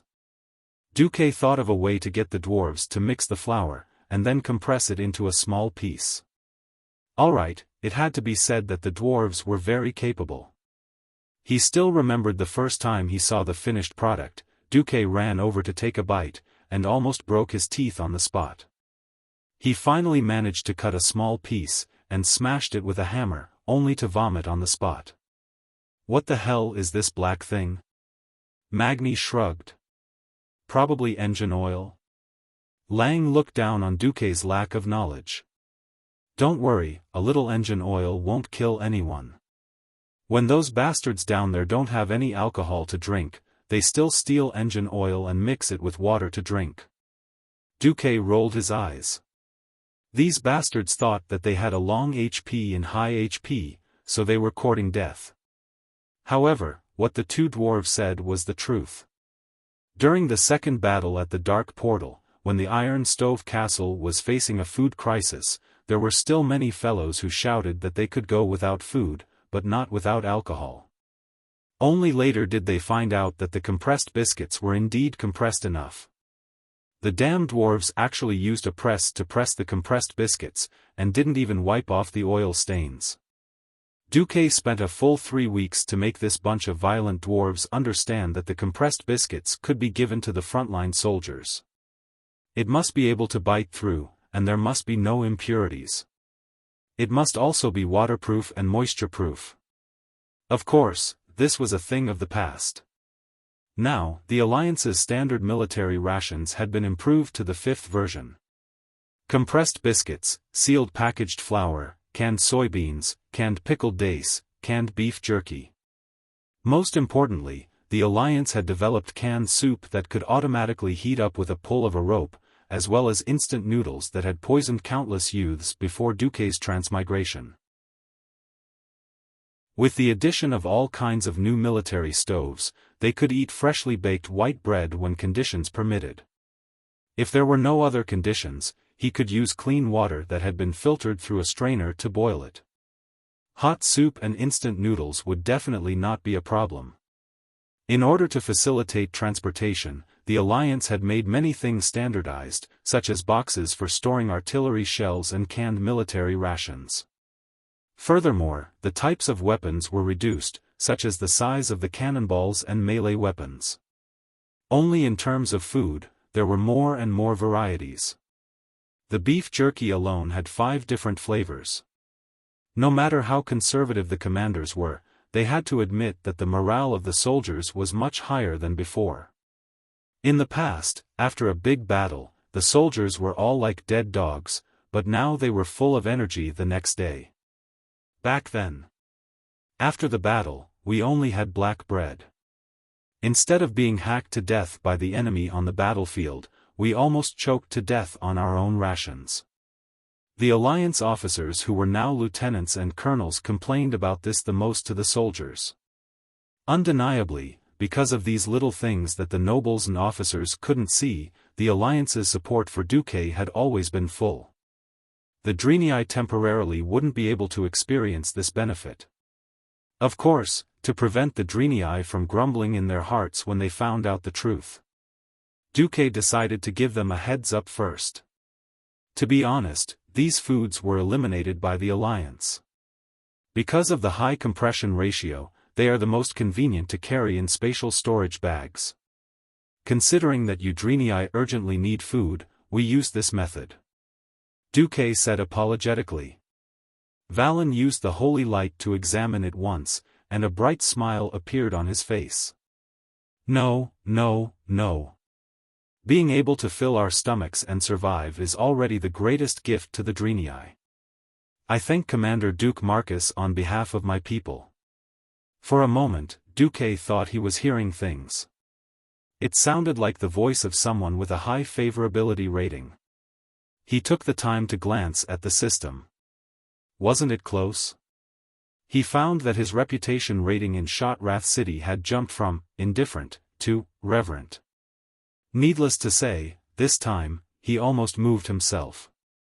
To use the food that the Alliance had accumulated for 6 to 7 years and was about to expire to give a favor, and then gain a huge boost in reputation, this was a good deal. Imriel, please distribute this food to your people. Duque turned and said to the hoof. Who knew that when he turned around, Duque almost burst out laughing.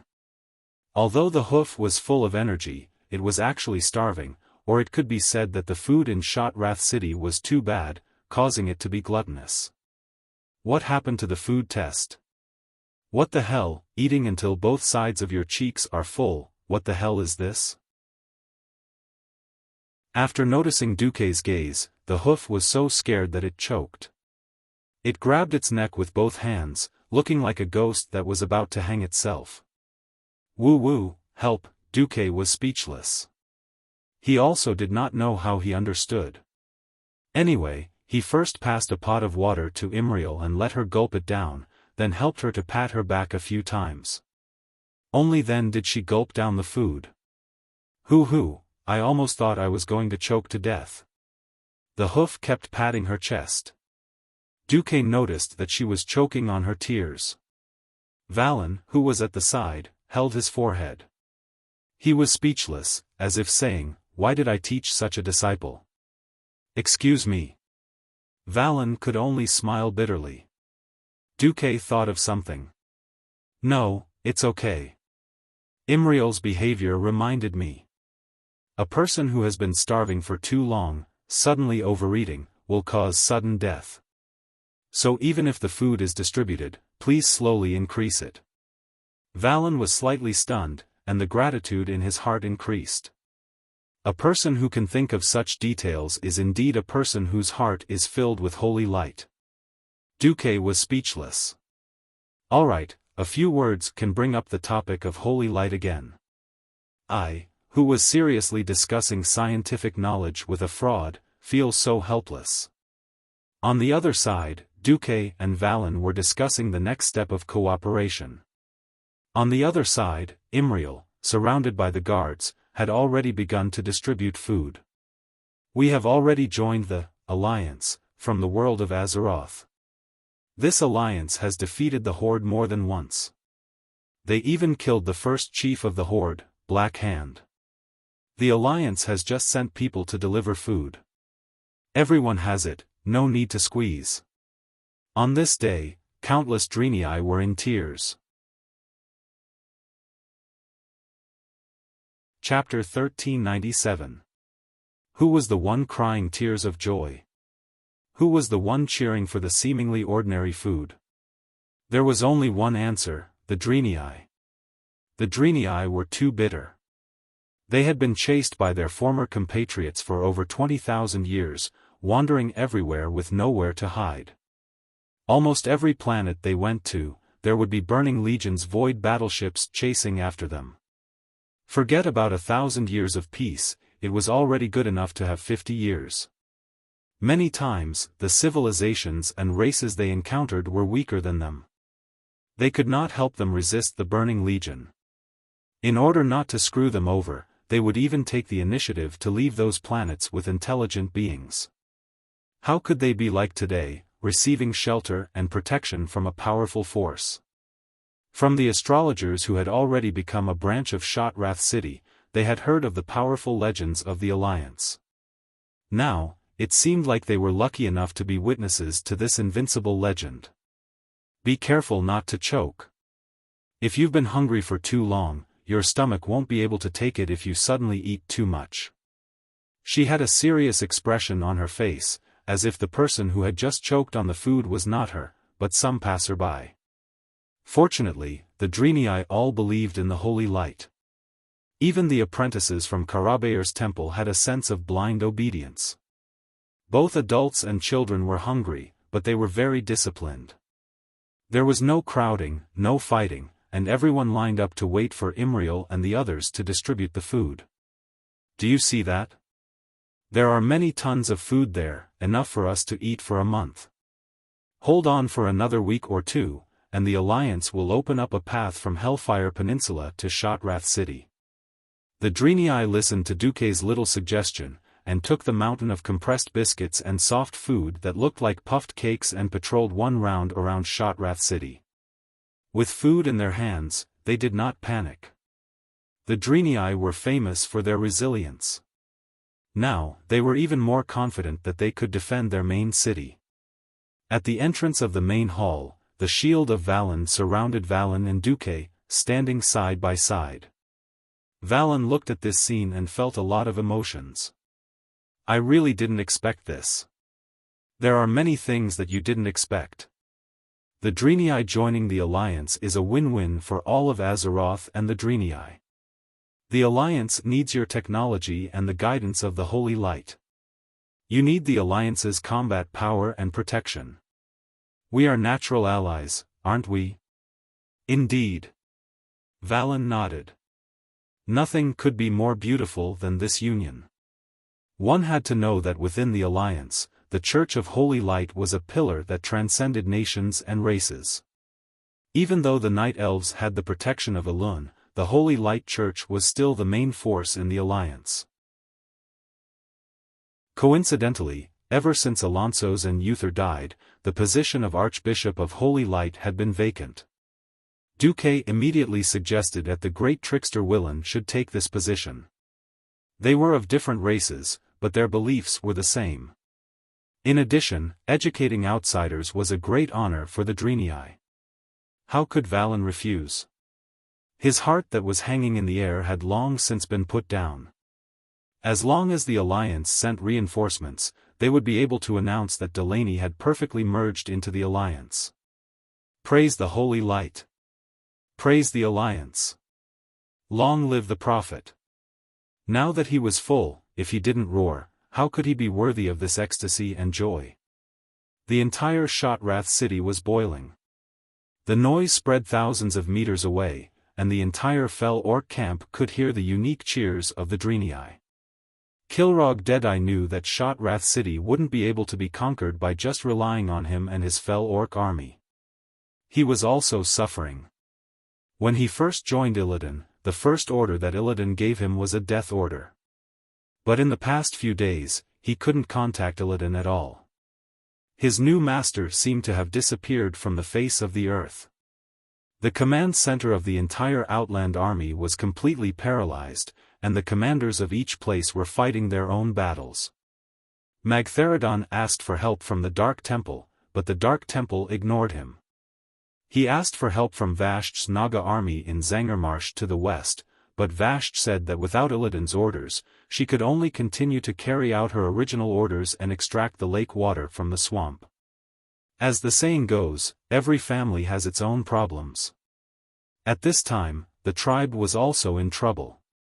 In the frontline camp outside Hellfire Citadel, Thrall looked up at the sky.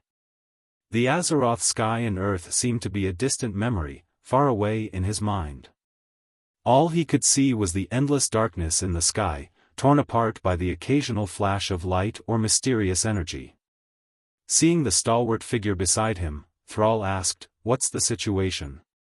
"There are a lot of casualties, but more importantly, our food supply can't keep up."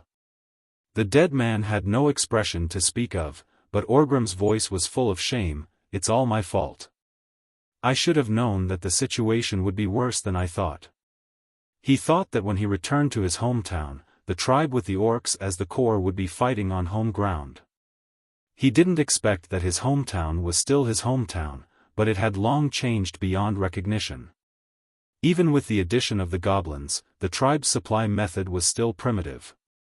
It was the kind of gathering local materials and then consuming the surrounding natural resources like locusts. 23 years ago, in the era when Orgrim left, it was still possible to hunt near the dark portal, despite the lack of resources. Now, the land was completely barren, and even if there were monsters wandering around, most of them were demonized creatures that had been seriously contaminated by dark energy. There really weren't many prey that could be eaten. It wasn't that demonized creatures couldn't be eaten, but the problem was that eating them would make them more and more like fell orcs, and that was completely putting the cart before the horse. Originally, Thrall had also asked Kilrog and the other orcs who came from the dark portal later, but he didn't expect them to have ulterior motives. They actually lied and said that they were not much different from Orgrim's time. If the tribe could learn from the Alliance and use elite tactics, they might be able to reduce the pressure by reducing the number of soldiers. The point was that they couldn't. Ask the Alliance for help. I'm willing to bet that Duque calculated that we would have a problem with supplies, so he must have reserved our share. Orgrim gritted his teeth. This wasn't hatred, it was more like helplessness. None of the tribe leaders could blame Duque, because before they passed through the dark portal, Duque had specially asked William to ask if they wanted to prepare supplies for the tribe. Of course, supplies were not free, and the tribe needed to exchange more ore and resources. There's no other way. That's the only way. Thrall sighed. He had long noticed that the tribe was being invaded by the Alliance's economy and culture. Ever since the ceasefire and forming an alliance with the Alliance, he had been paying attention to boosting the tribe's race soul and reducing the invasion of the Alliance's various values and social views. Now it seemed that he had failed. Half a day later, the canned beef from the Alliance arrived from Fort Glory. There was a burst of enthusiastic cheers in the tribe's camp. This made Thrall feel even more defeated. Chapter 1398. Everyone was a natural foodie. The life of eating raw meat and drinking blood sounded heroic, but one would only know how bitter it was after living it. Without oil, salt, soy sauce, and vinegar, the prey they hunted would at most be roasted and eaten. How could this compare to the cumin-infused barbecue of the Alliance? Recently, when the tribe faced a disaster, it was the Alliance that provided them with food. In order to reduce wastage when crossing the ocean, canned food was of course the priority. In the tribal camp, Sal saw with his own eyes how a newly matured tribal warrior chose his favorite flavor and then skillfully opened the can. Look, Orgrim. Now, even those kids know how to use canning knives to open Alliance cans. Sal sighed. Orgrim was silent for a moment. Even though he was already a dead man, he still felt a heavy sense of duty on his shoulders. The Horde cannot defeat the Alliance, not even with all the orcs in our world. If you fall behind, you will be beaten. Thrall squeezed the words out of his mouth. The Alliance is not using force now, but they are gradually doing what Tyreenas wanted to do in the past, turn orcs into slaves. In other words, he wanted to assimilate the orcs, trolls, and Tauren races into the Alliance. This unstoppable trend was the most terrifying. The Alliance was already ahead of the Horde in economic, military, and political fields.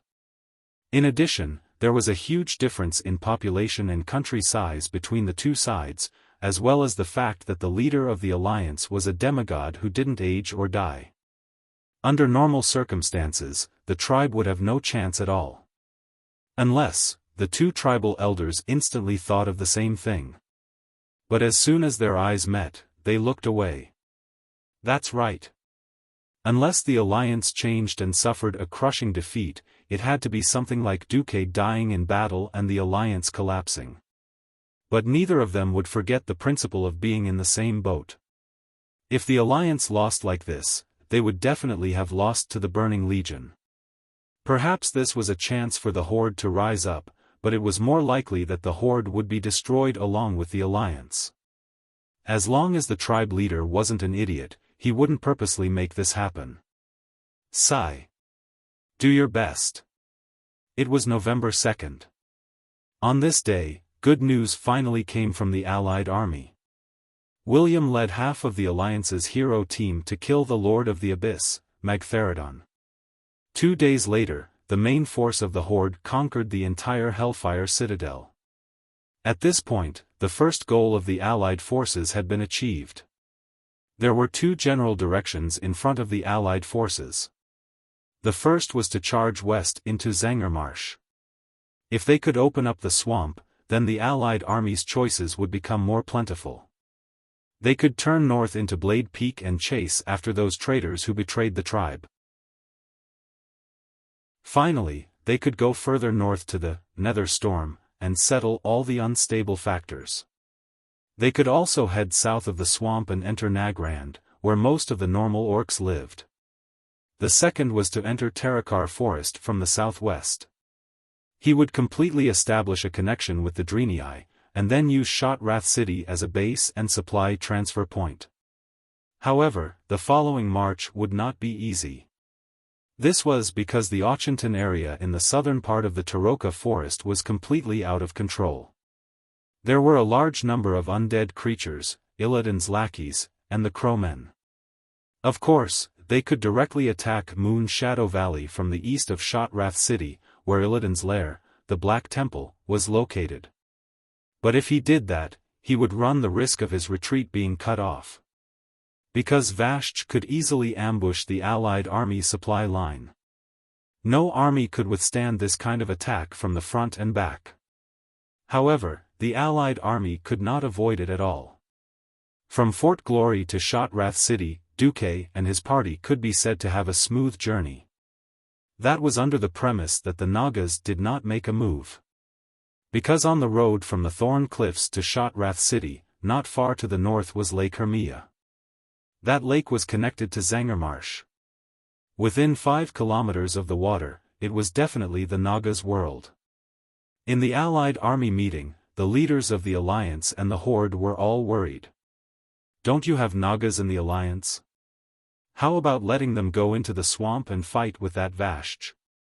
Orgrim would never forget how the elites of the Blackrock clan under his command were tortured to the point of crying for their parents 20 years ago. It was the same in Southshore, and it was the same in the hinterland Seaview Cliff.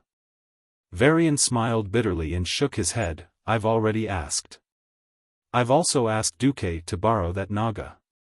Did Duque refuse? Sal asked. No, the point is that Duque thinks that Vashj is likely to be a demigod. He doesn't have any good suggestions to give us. This time, the faces of the leaders did not look good. They were good at fighting on land, and barely passable in air battles. When it came to water battles, they could only be a group of salted fish shouting 666 at the side. Even with underwater breathing magic, it was useless. Did they have to go into the water wearing metal cans? There was no need to fight, they would sink directly to the bottom of the water. Once the duration of the magic ended, they could only type GG amidst the laughter of the Nagas.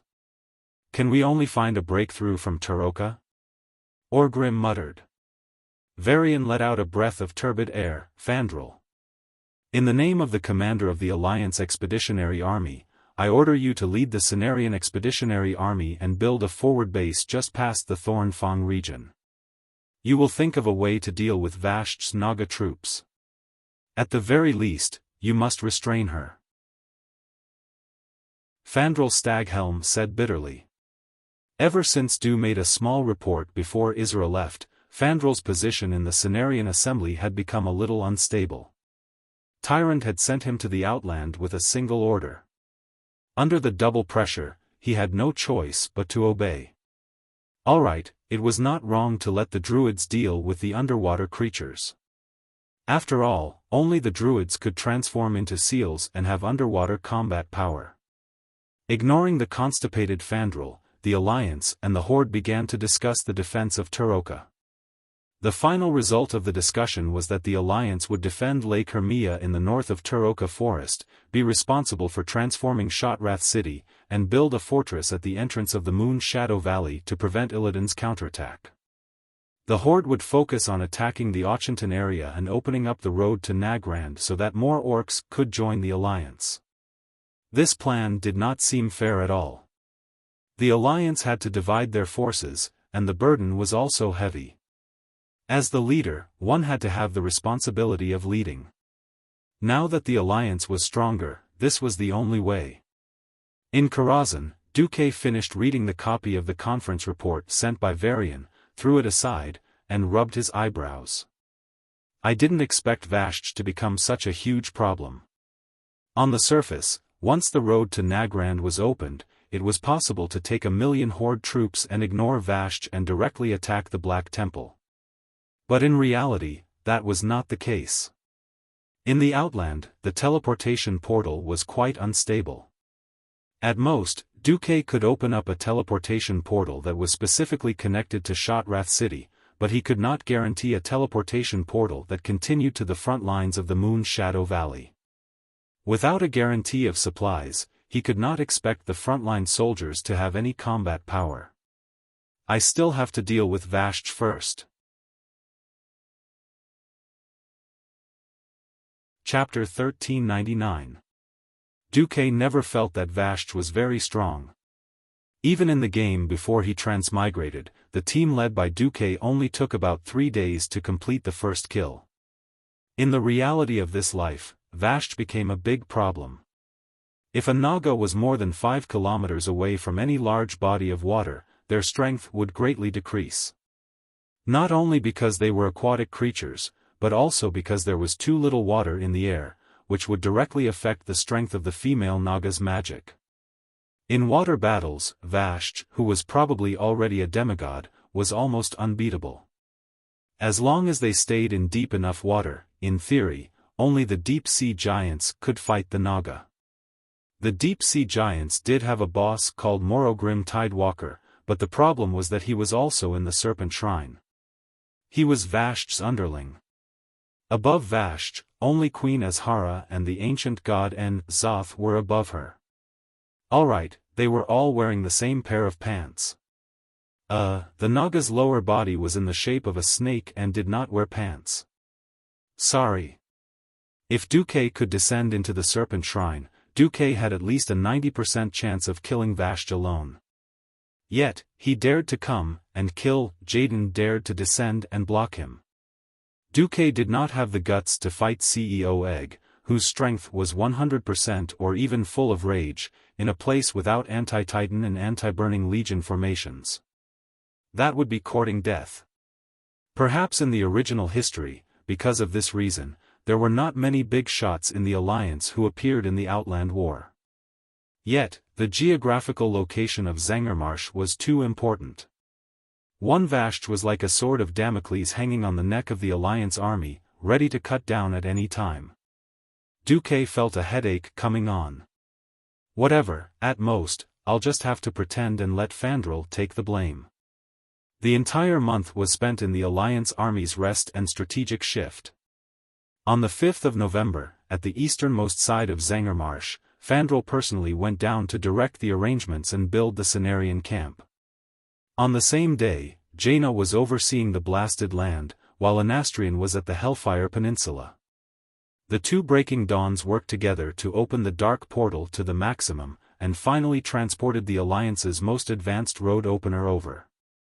The so-called road opener was actually something similar to a road roller. But it was more violent and larger. Even if it had been dismantled and transported, it still brought a heavy burden to the portal. This was because the roller in front of the road roller was as tall as a 5-story building and as wide as 16 horse carriages. Think about it. A 5-story building was falling on you. What kind of earth-shattering feeling was that? The dwarves' current steel forging technology was not up to standard, and they could not make such a large roller.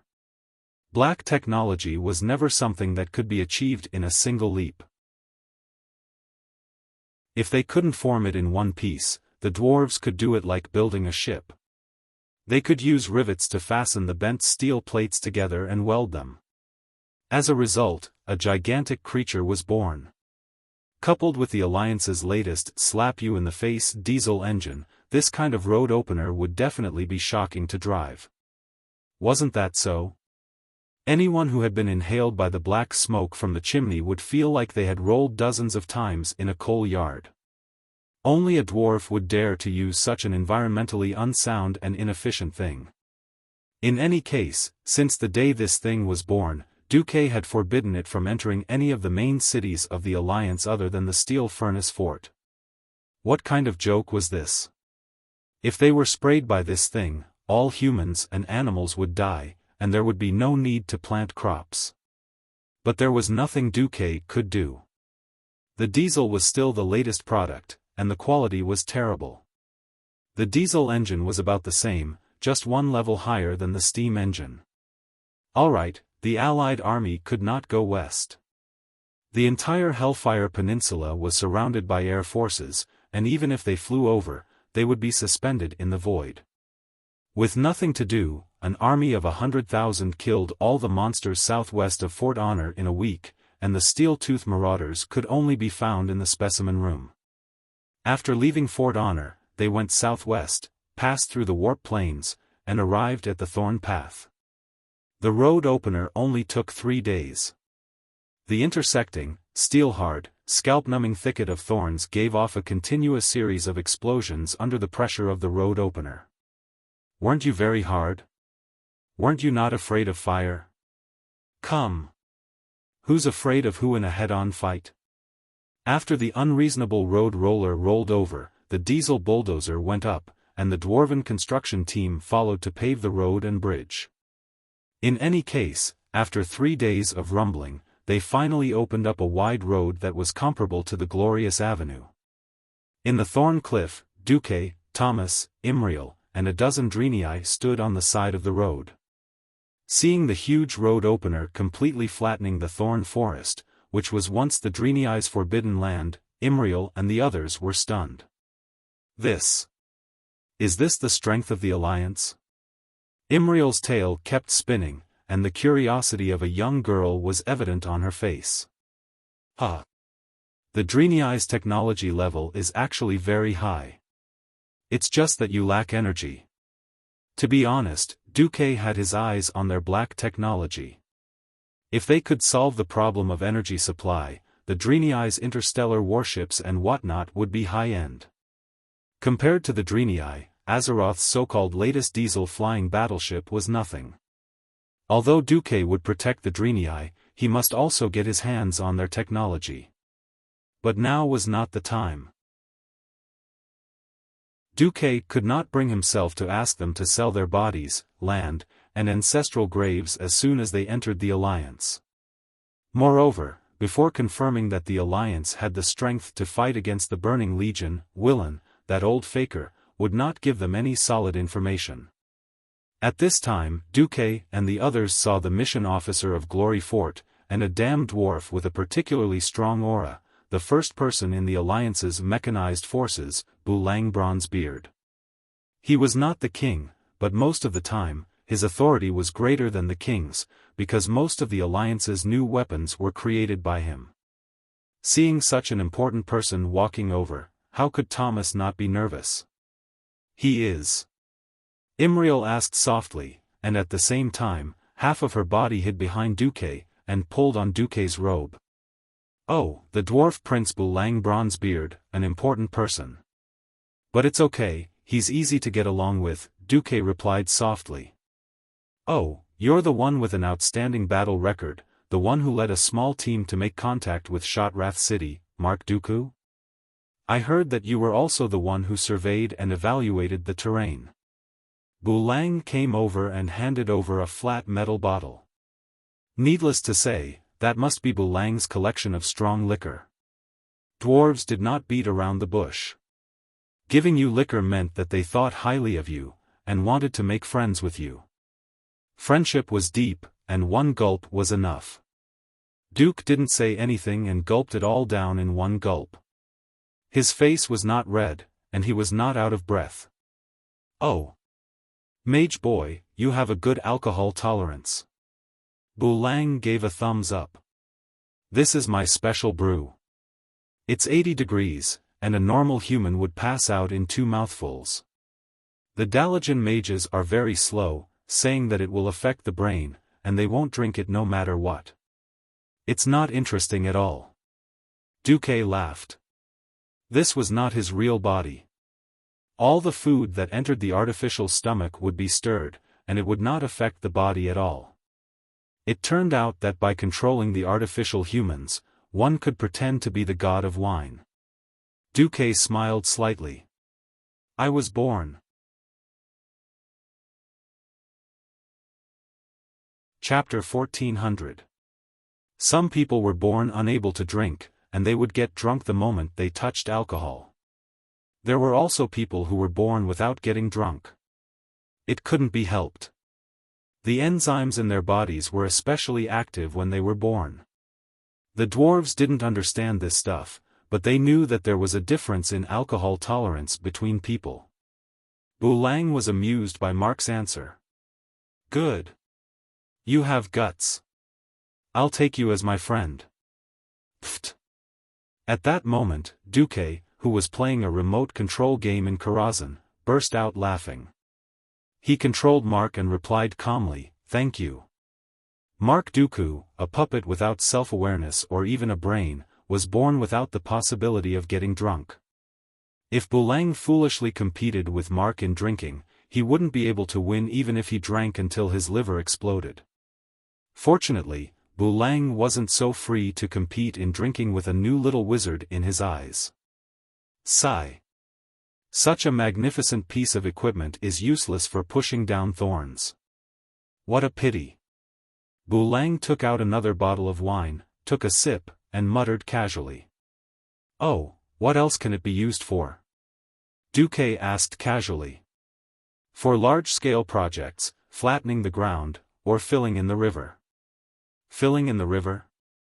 This idea suddenly struck Duque's mind like a bolt of lightning. In Karazhan, Duque suddenly had an idea. He seemed to have grasped something important. Filling in the river? Reclaiming the lake? Wait, wouldn't this be? Duque was excited. Instinctively, he controlled Mark Dooku and grabbed Brian's shoulder, which was as thick as a wall. "I got it," he said. "I got it. We don't have to fight with Vash's Naga in the water. We can fill the lake in Terakar forest with soil and make a dam or something at the pass. The Naga can come or not if they want." Oh. Bulang looked very excited. He was also deeply shocked by this extraordinary idea. Good idea. This way, we don't have to care about those druids who worship nature. We can just use science to flatten everything. Yes. Flatten everything. Duque shouted. At the side, a group of people were looking at the two figures, one tall and one short, shouting at each other. The dwarf secret chamber guards were not surprised, but Thomas was very surprised. Hoof looked as if he did not know what they were talking about and thought it was very impressive, and followed up with, Oh.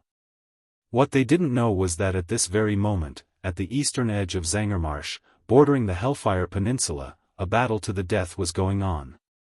The muddy lake water was constantly surging, and from time to time, large blobs of blood would emerge.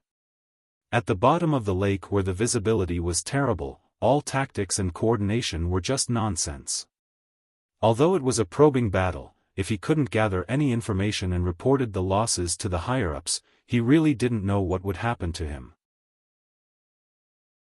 Over the past few days, he had come to understand what kind of person Varian Rin, the commander of the Outland Allied Forces, was. Compared to the highly acclaimed Duke Marcus, Varian's actions were more unyielding. He could tolerate failure, but he could not tolerate cowardice. So Fandral Staghelm had to personally go into the into the water to fight. After killing no less than 20 Nagas, Fandral's heart turned cold.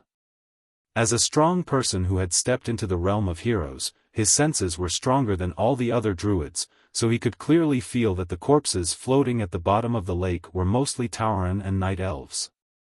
Less than 1 in 10 belonged to the Nagas. Compared with the flexible and tactically coordinated Nagas, Cenarian's druids were like babies. The Nagas did not even need to specifically lure the druids away. They only needed to make a simple diversion, and 2 Nagas could easily kill a druid together. As a last resort, Fandral released a unique natural magic wave. That was the signal to retreat. At this moment, Fandral's heart suddenly rang with alarm. Legend had it that dark energy had the ability to devour all life and souls to turn into its own power, but this was too exaggerated. Fandral did not know if the opponent that suddenly appeared at this moment was using dark energy. He only felt a powerful invisible gravitational force at the bottom of the lake, and the water of the entire dark pool lake was gathering behind him. He turned around the sea lion's head, and was shocked to see a hazy, slender Naga with multiple arms 10 meters away, holding a strange longbow in her hand. The ornate longbow was covered in a dense layer of lightning, and Fandral could even see the intricate patterns on it through the murky lake water. But upon closer inspection, it was not lightning at all. After all, lightning traveled very quickly underwater, and it would disappear in a matter of seconds. It was a layer of translucent blue and white lines, either curved or straight, and those complicated lines looked like a magic circle engraved on the longbow. Using a longbow underwater gave Fandral a feeling of utter absurdity, yet the other party did it. Furthermore, the powerful aura emanating from the other party made Fandral's scalp go numb. His spine stiffened as if he had been electrocuted. So powerful. I'll die. I'll really die if I take an arrow from her. What a joke. Why must I, a druid who has yet to step into the realm of gods, face a demigod? Without even a tenth of a second of hesitation, Fandral turned and ran. Hee. Run, run. If I can't hit you, my 10,000 years of training will be in vain. The powerful demigod female Naga smiled seductively, and the voice of her soul spread in all directions, directly into Fandral's spiritual sea. Fandral was still desperately twisting his body. Speed up. Speed up. Speed up again. He did not know how long he had been swimming. Maybe it was a few seconds, or maybe it was just the usual time of 3 to 5 breaths. Anyway, the surface of the water was getting closer, and he could clearly feel the hope of freedom and vitality. An unprecedented excitement spread through every cell in his body. At this moment, Fandral suddenly felt his body hanging in the air. It was a feeling of emptiness where he could neither reach the sky nor the ground. With great astonishment, Fandral turned his sea lion's head again, and he saw a scene that made him feel incomparable despair. All the water in the surroundings had been sucked out in an instant. The female Naga, who should be called Vasht, had actually sucked away a small half of the dark pool lake's water, compressing it beyond imagination, and finally turned it into an arrow that was not very large, knocked on the bowstring of the gorgeous carved longbow. And at this moment, he, the great druid, Fandral Staghelm, was actually suspended directly above a huge whirlpool. He was being pulled by an inexplicable force, or perhaps he was being held up, and he could not move at all. At this moment, the slender fingers of Vasht's right hand suddenly loosened, and the thin water arrow left the bowstring.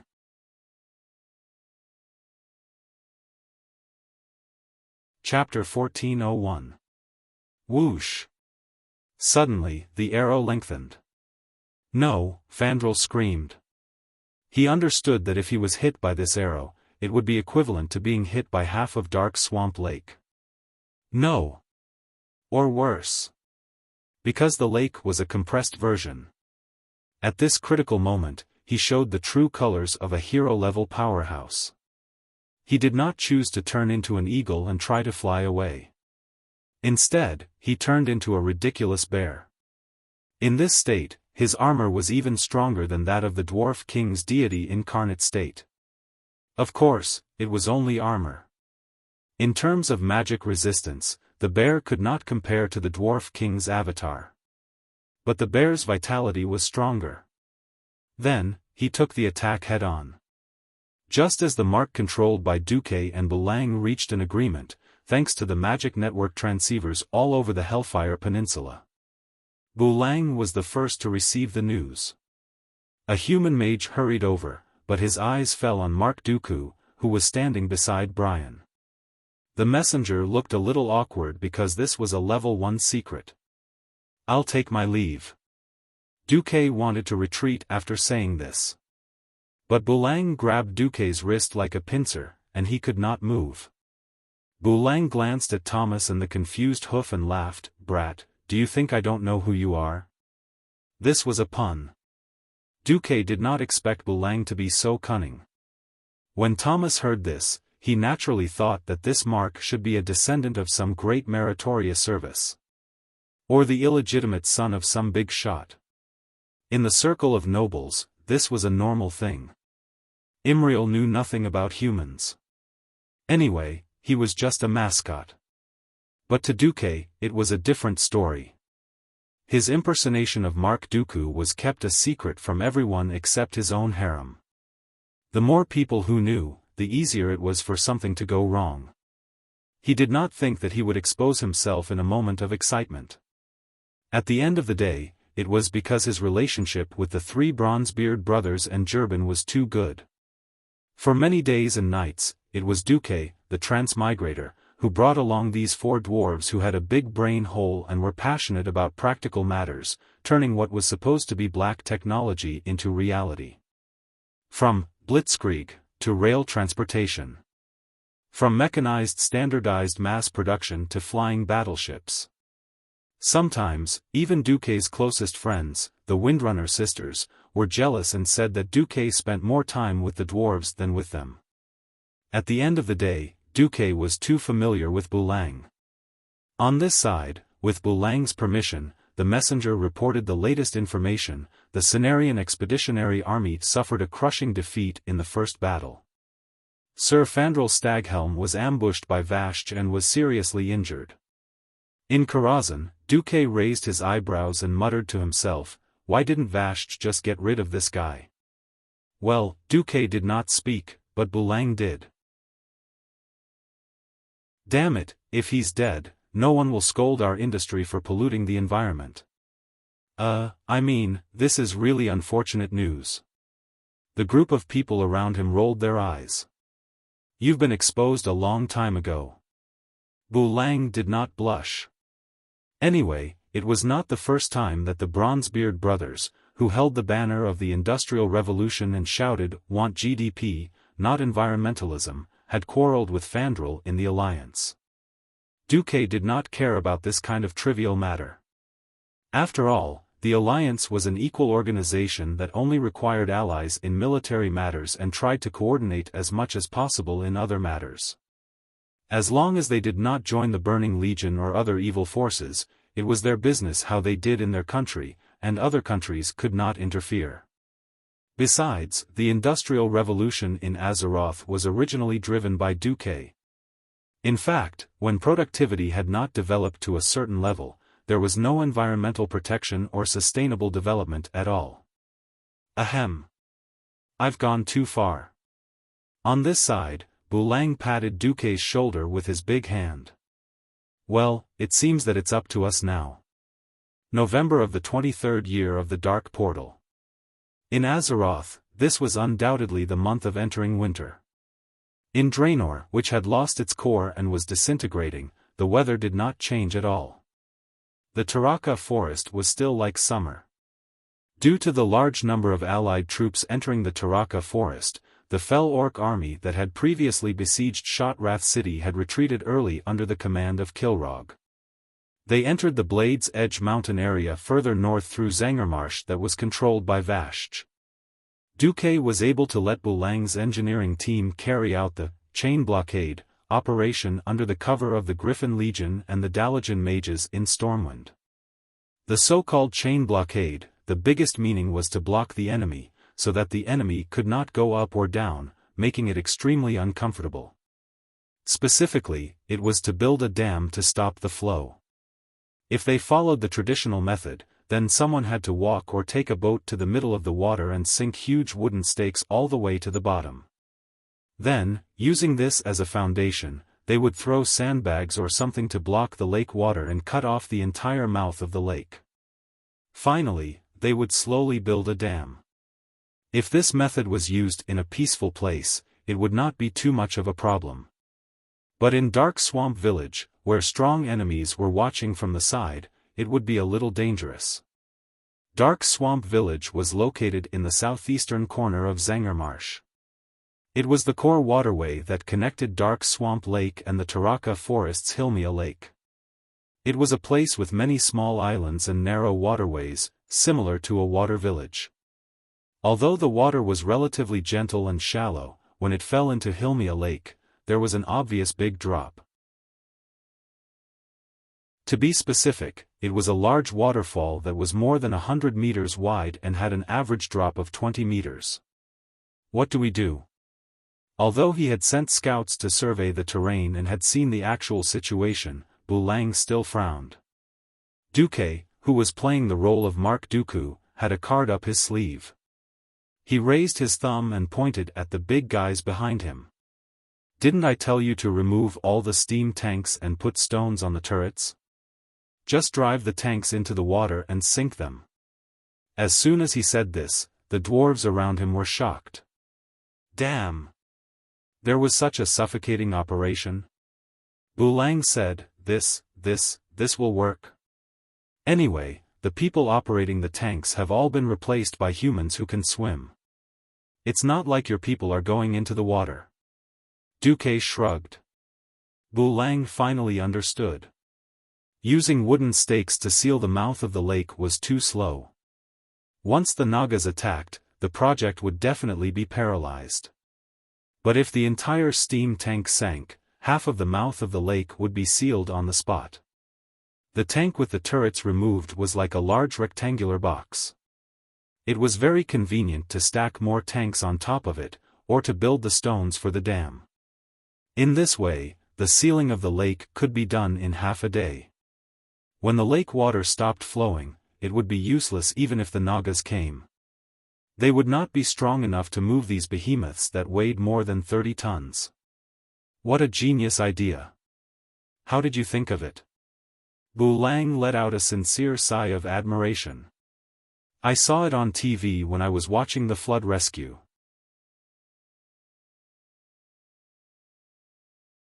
Chapter 1402. When the water level was high, the sandbags would be washed away as soon as they were thrown in. The Celestial Empire didn't just drive trucks filled with rocks in. Sometimes, it was a ship full of rocks that sank in the gap and blocked the dam. Of course, Duque wouldn't say this out loud. Instead, he said domineeringly, "The old steam tanks are going to be eliminated anyway, so I suddenly thought of reusing them." Duque's words were so reasonable that Bulang had nothing to say. If there was a shortage of iron ore, all the scrap metal would be thrown into the furnace to be recycled. As long as they had the manpower and resources, it wouldn't be a problem to refine a batch of high-grade iron ingots or even steel ingots. There was a precondition: manpower and resources. The iron furnace castle itself was a large mine. Although it had been excavated for 1,000 years, there were still no signs of it being exhausted. In addition, they had recently obtained large amounts of metal ingots from the tribe, copper from Duroder, iron from Stonetlan Mountain and Feralas, gold and mithril from the Thousand Needles Forest. All the ore had been transported to Theramore, smelted into metal ingots, and then transported across the sea to the Iron Furnace Castle, the largest factory in the Alliance. Because ready-made metal ingots were more useful, there was no place to use the old steam tanks made from low-grade iron plates. So when Duque suggested using hundreds of steam tanks that had been shipped to the outer lands but could barely be used due to the lack of steam pressure, Bulang was truly shocked. If Duque wasn't wearing this unfamiliar face right now, that would be even better. Bulang also knew that Duque was in trouble, so he waved his hand and gave the order to start. The mouth of the lake to the south of Dark Lake Village wasn't an area that Vashj focused on defending. After the soldiers of the Griffin Legion killed all the large lizards wandering near the mouth of the lake, the Alliance army began to set up large numbers of heavy iron horses in the waterway to act as fortifications. When 5,000 human infantry, 500 elven archers, and 200 mages formed a line of defense, the human engineers drove the rumbling steam tanks into the lake. It had to be said that this was a technical job that required a lot of courage. Of course, they could use iron rods to press down on the accelerator and let the tanks continue to sink into the water. But in reality, many things could happen before they sank. Would they go astray? Could it be that the water was too shallow and the steam tank was stuck? The air pressure in the outer realm was low, and all kinds of situations could happen. All of these required the pilot to use his own experience and skills to adjust. More than once, Duque had seen the tank soldiers from Stormwind. In order to be accurate, they would often wait for the tank to start sinking before jumping out of the cockpit like parkour. This made Duque shudder with fear. One east and one west, working in two directions at the same time, greatly increased the efficiency. In less than half an hour, a rough dam appeared in front of the Alliance soldiers. Wow! The engineers cheered enthusiastically. "Keep it up, lads!" Bulang shouted. For this battle, Bulang even tricked William into going to the eastern entrance of Zangermarsh to inspect. As a matter of fact, Vashj took the bait. As William approached the surface of the water, the powerful Naga siren shot him with an arrow. This arrow was very strange. At first, it looked like an extension of a reflection in the water, and no one was alarmed. When everyone reacted, the sharp arrow made of water was already less than an inch away from William's cheek. "No!" Vala screamed and waved her dagger. She hit the tail of the arrow. It was useless. The feedback from the epic-grade dagger made Vala's heart fall into the abyss. The feeling was no different from stabbing a dagger into the water of a pond. Something that no one could have expected happened. Ever since he stepped into the outer realm, William, who had always been a berserk warrior with long swords, actually took out a huge shield that felt like a mountain at lightning speed. At the same time, 3 illusory golden shields revolved around William's body. This was the defense warrior's signature profession skill, shield wall. Humph. William let out a muffled groan. Even at the cost of this epic-grade shield being pierced, it still bought him time to dodge.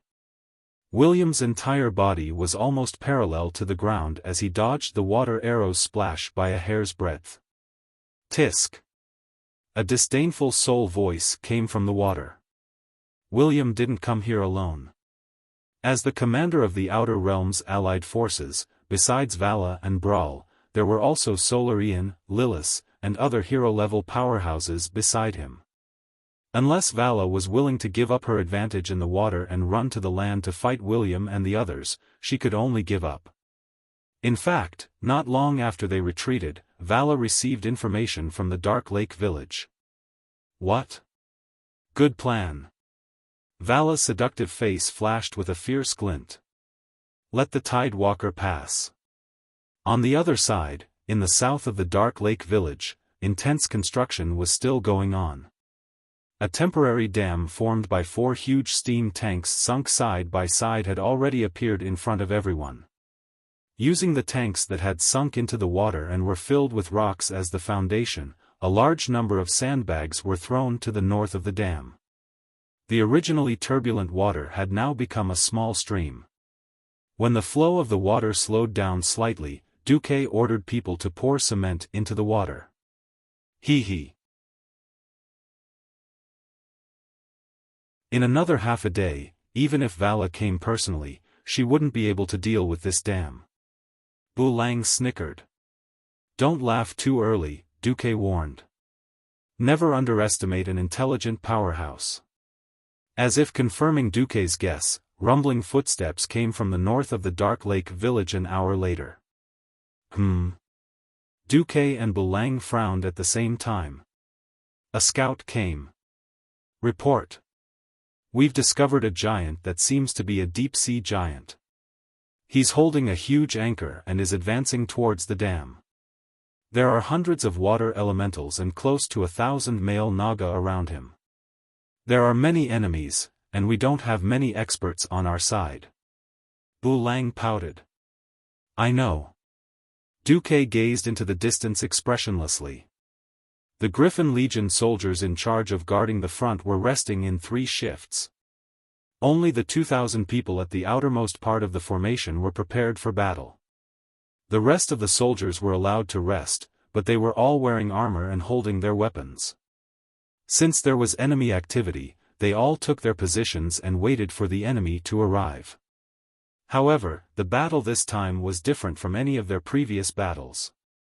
They were not standing on solid land, but on an isolated island that looked like a watery village.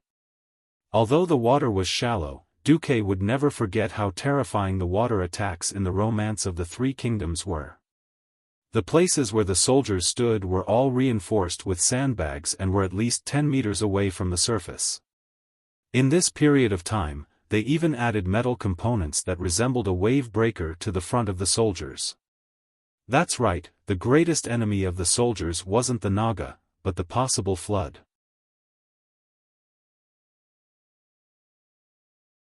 Chapter 1403. The Naga army had arrived. Vast and mighty. It seemed that the alliance had more people, but the quality of the Naga soldiers was higher. Even the well-trained soldiers of Storm City, no matter what weapon they used, would find it difficult to defeat a Naga in a one-on-one battle. Racial talent determined the upper limit of an individual soldier's combat power. Male Naga had giant-like arm strength and impact. Female Naga had inherited the spellcasting ability of the Night Elves. The conversion ratio of Naga to humans was 1:5, which was a conclusion based on long-term statistics. Not to mention the unknown number of water elementals at the moment, and a boss-level underwater giant holding the line. The soldiers of the Griffin Legion were a little sweaty. This was not a battle of the same level. Once the fight started, it would be difficult for them to escape. But glory and discipline drove them to stand their ground. Every soldier could not help but move their fingers so that they could hold the hilt of their swords tighter. Bulang? Duque said softly. Yes. Bulang snapped his fingers. Suddenly, not only the Griffin Legion, but even the Naga noticed the change above their heads. They instinctively raised their heads and looked at the huge shadow in the sky that covered them all. It was a fleet of spaceships. First, 4 giant ships with 3-story gun decks and towering stern were descending from the top of the dark void. And in the middle of the airspace surrounded by them, 8 larger flying ships descended one after another. Unlike ordinary warships, their balloon-like appearance looked a little ridiculous at first glance. Judging from the appearance of only a single-story gun deck, this should be a transport ship. Every ship, including these transport ships, was bobbing up and down in the storm above Draenor, swaying left and right, as if they would fall at any time. Then, a large number of lightly armored dwarf knights could be seen hovering high in the sky above the 12 ships, holding storm hammers that were flashing with lightning. They were riding the griffins that they were proud of, and the little lightning arcs in the air formed a circle outside the fleet. It's our people. The flying fleet of the Alliance. The sudden appearance of the strange enemy finally affected the Nagas and the others. Even the leader of the deep-sea giants, Moroger Tidewalker, could not help but raise his huge head to look at the uninvited guests who suddenly broke in mid-air. It wasn't that Serpent Temple's troops didn't want to do something, but it was too high. These fleets hovering 500 meters in the air were completely beyond their range of attack. Immediately afterwards, the Griffin Legion soldiers received a new order. Emergency retreat. Everyone's expressions were very interesting. As infantrymen of the new era, they had all received artillery training. What they were told the most was how to make themselves stand out in the eyes of their allies in the sky and at the rear, so that their allies could adjust the firing parameters of the cannons and not hit by mistake. How could he have encountered such an order today? However, as the elites of Stormwind, even if the order for an emergency retreat was given, it did not mean that they would abandon their armor and flee. In an orderly fashion, they moved from the back to the front and quickly ran towards the high ground on both sides of the river. This scene left the Serpent Temple army a little dumbfounded. If it was a tribe that had fought many big battles with the Alliance, they would definitely understand on the spot that the Alliance was going to make a big move. There were only two choices left in front of them.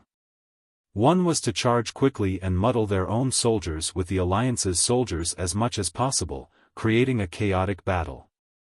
In this case, blowing up their own people was something that Duque would never do. The second was, run. The faster the better.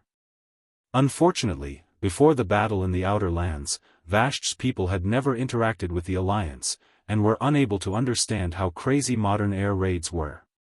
In addition, the leader today was the brainless deep-sea giant boss Marogri.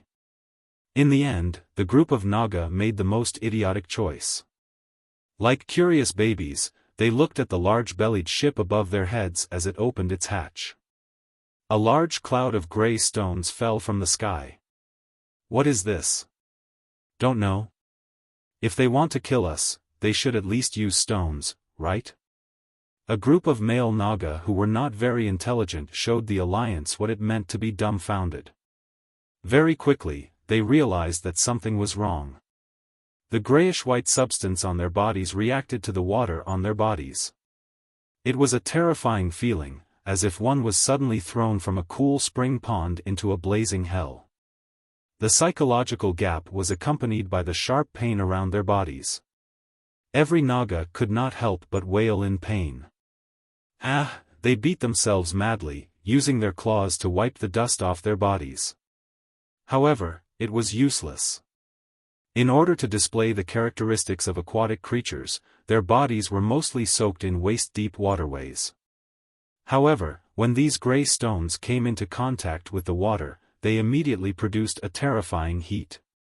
Every water channel was like boiling water, crackling and popping. From afar, over 1,000 Nagas and water elementals looked like glutinous rice balls rolling in sesame paste. Glutinous rice balls in the form of monsters. They used their strong bodies to struggle with all their might, but under the intense pain of the ultra-high temperature, it didn't take long for them to fall dead in the waterway. No. It was already a mud road, not a waterway. The quicklime quickly filled up every small waterway, turning it into a sticky, semi-solid substance. On the high ground on both sides of the dam, Bulang and the soldiers of the Griffin Legion were dumbfounded. Bulang's voice trembled. What kind of new weapon is this? When did it get here? How come I don't know? The Alliance's big explosions were all handled by Bulang. Duque shrugged. Nothing special. It's just quicklime. It suddenly encountered a large amount of water, and became like this.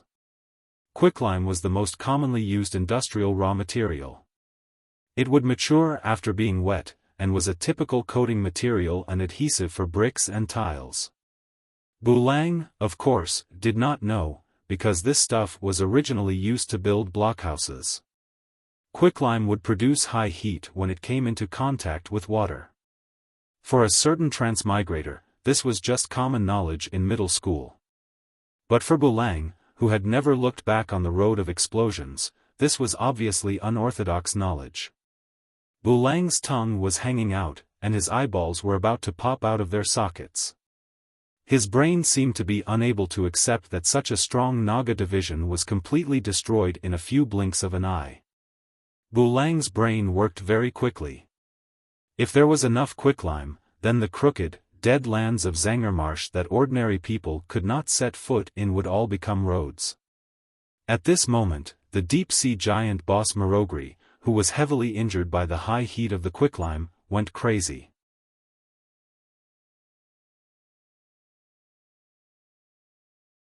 Chapter 1404. The condition of the ground was terrible. There was boiling lava-like stuff everywhere, hot and sticky.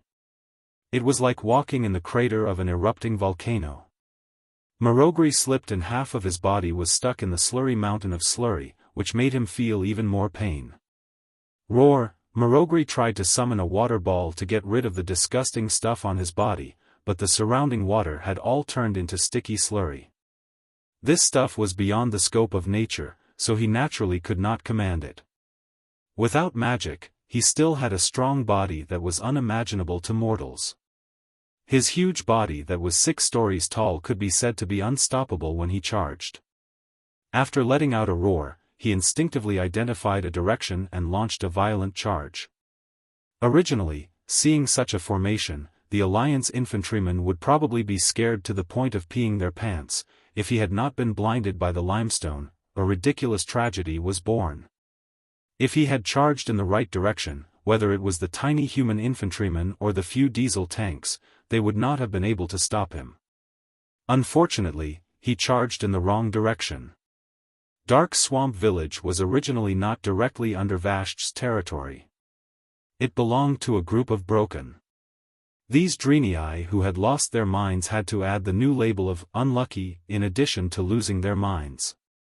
The brute force of the deep-sea giant boss was not something that their crude houses built with straw and wood could resist. Not only the houses, but even the huge stone mushrooms unique to Zengermarsh were also affected. Mushrooms that were 10 stories tall and 20 stories tall were directly knocked over by Marogri. The berserk but blind giant destroyed everything he touched in a frenzy. Broken wood, thatch, and stone mushroom fragments exploded, splattering in all directions like rain. Fire! In the sky, the commander of the flying battleship ordered. The hatch of the cannon opened, and the cutting-edge cannons aimed at the giant, roaring loudly. However, most of the cannons missed. It was not that the Alliance's cannoneers were too bad, but the conditions in the outer realm were too bad. Without the core, it was already a miracle that Delano could still maintain an atmosphere that did not collapse. It was difficult to expect there to be any stable airflow or even air circulation in the sky of the outer realm. Because of the unstable airflow, all the flying battleships were like wild horses running wildly. No one knew which direction they would turn in the next moment. After all, the flying battleships were not birds of prey that could fly in the sky. Birds could instinctively adjust their body balance. On the other hand, the flying battleship could only rely on the helmsman's ability to make slow adjustments. To be honest, it was already a miracle for them to be able to fly into the sky and conduct an airdrop. Duque rolled his eyes. Clearly, in the irregular gales of the Outland, flying warships could be used to blow up huge fortresses and fortresses. It would be a joke to think of covering fire. Bulang couldn't bear to watch such a terrible bombardment. He snapped his fingers. The dwarf artillerymen who had been deployed on both sides of the dam immediately lifted the camouflage net made of ropes and large pieces of leaves, revealing the cannons underneath. This time, his aim was much better. As a cannon that had long been calibrated to shoot the elements, it could fire one shot in less than 30 seconds. The power of the new breech-loading cannon was also displayed at this time. The cannonball's initial speed was very fast, so fast that the giant boss had no time to react before it was hit. Just the first round of the fierce impact was enough to make Marogri stagger. Even with his thick skin and thick flesh, he could not withstand the bombardment of the 155mm cannon. In Duque's vision, a large flower of blood blossomed from the giant's shoulder along with the explosion. Perhaps in a place like the Serpent Cavern where they had to dive, they would have to fight a hero against a hero and kill him by force. But here, in the vast swamp, there were many ways to deal with this big guy. Marogri must die. Duque gritted his teeth. If he didn't die, he could use his giant anchor to destroy the new dam with brute force at any time. Once the Naga entered the Taroka forest unimpeded, the Alliance would be in trouble. After the first cannonball hit, there would naturally be a second, a third, an innumerable number of rounds. This was a battle between the new cannons and the old mysteries. Countless cannonballs collided with the majestic body. At that moment, the entire dark swamp village was shrouded in the glow of the explosion.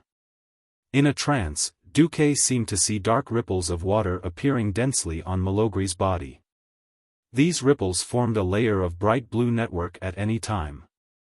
Originally, it seemed that the sea giant had a chance to survive this wave.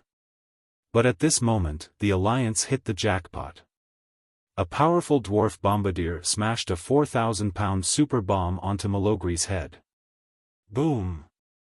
The explosion caused by the 2-ton bomb completely enveloped the entire dark swamp village and spread in all directions. With the giant at the center, there seemed to be a moment of delay before a visible shockwave swept across the entire swamp. Woo! Mark Dooku wasn't Duque himself. Unless he wanted to use his life-saving skill, Ice Barrier, he could only obediently hide behind the enlarged Bulang who had activated Avatar. He wasn't the only one who had to hide. Even the retreating soldiers of the Griffin Legion had no choice but to crouch on the ground and use their rectangular tower shields to protect themselves from the flying sand and stones that came crashing down on them. Unfortunately, Duque had underestimated the power of the explosion. If it wasn't for Bulang grabbing him at the crucial moment, he probably wouldn't have been able to avoid the tragedy of being sent to the sky. This wasn't an exaggeration. Not far from them, more than 10 soldiers were blown away. The less fortunate ones fell directly onto the rocks beside the waterfall and probably died on the spot. Only half of them were luckier and fell into the pool below the waterfall with a splash. If it wasn't for the construction workers who hurriedly used poles and other things to pull them out, they probably would have fallen as well. Under normal circumstances, no one could swim in armor. Did he die from the explosion? Faced with Bulang's question, Duque really wanted to say yes. Unfortunately, the answer was the opposite of what he wanted.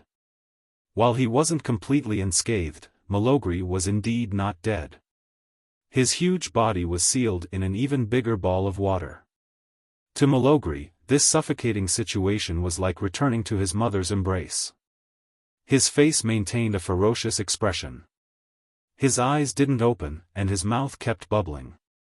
Bulang and Duque's pupils suddenly shrank.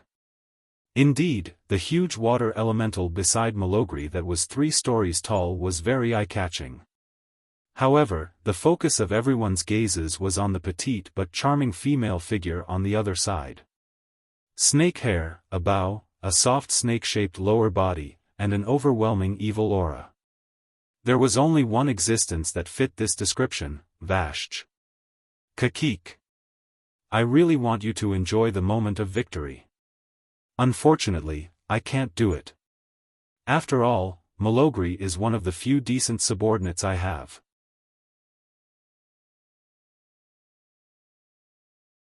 Chapter 1405. In a sense, Azeroth was also a world where blood and lives were used to prove that working together could kill all enemies. Elite monsters that one person couldn't kill, 2 more people could do it. Dungeons that one person definitely couldn't do it, 4 more companions could do it. Bosses that one person couldn't do it alone, a group of 39 bandits could do it. Apart from childbirth, which couldn't be sped up by numbers, there wasn't anything that couldn't be solved with numbers. Being able to kill enemies and protect subordinates was a lesson that every boss had to learn. If Vashj was on Duque's side, Duque would have to give her a good review. But Vashj was an enemy, and she made such an exaggerated statement in such a condescending manner. Duque wasn't happy. Didn't you say that my smurf could come over and act cool? You, Vashj, have already finished showing off. What about all the planning that I've done for so long? It wasn't that Duque didn't have a trump card, but the reason why it was called a trump card meant that it couldn't be played easily. This trump card was the magic net. As long as Mark Dooku existed, the magic net would cover the area. It was said to provide stable magical communication for the Allies, but in reality, when necessary, it could become a special channel for Dooku to smuggle his personal goods. But Dooku didn't want to use it now. Whether it was magical communication or magical power transmission, magical power traveled through the void, and the void wasn't a so-called superconductor that didn't have energy attenuation. How could it be easy for Dooku to connect magical power from Azeroth through the dark portal and then cross the energy-poor Hellfire Peninsula? For every 100 units of magical power transmitted, at least 80 to 95 units would be wasted.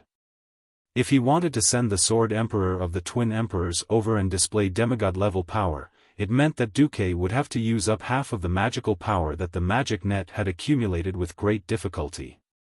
Just imagining that situation made Dooku's flesh hurt. But Dooku didn't have any powerful helpers. To hold Vashj back, Bulang might be able to fight with all his strength, but who was next to Vashj? The system immediately confirmed that Dooku's thoughts were correct. The unstable Hittis was another troublesome water elemental boss. 3 of the Serpent Temple's 6 big shots had already arrived.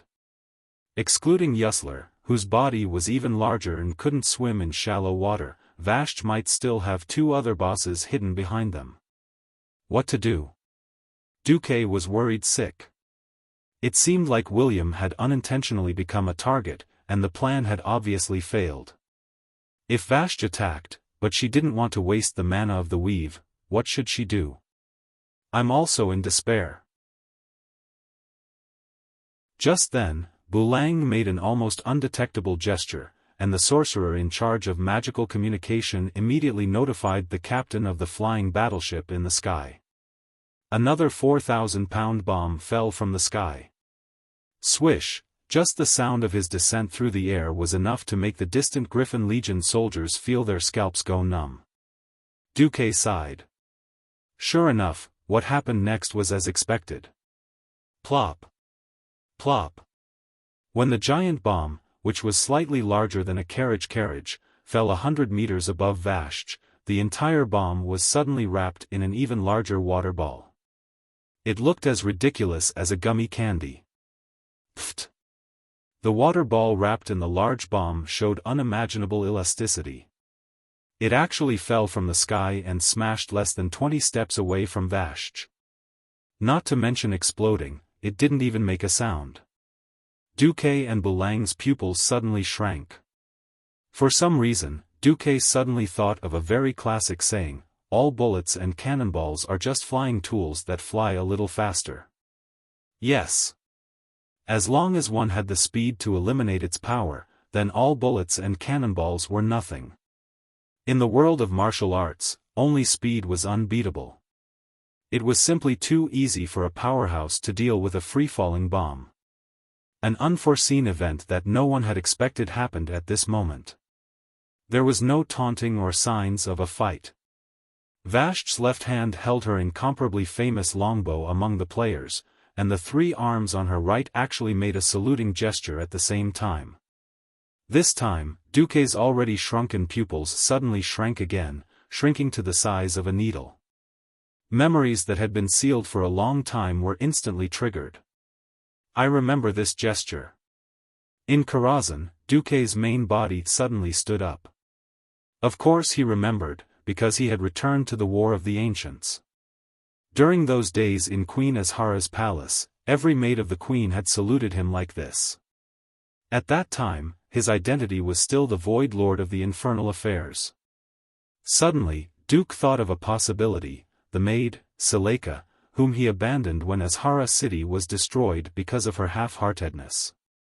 Could it be that Valeria was? This feeling was a bit absurd, but the more Dooku thought about it, the less certain he was.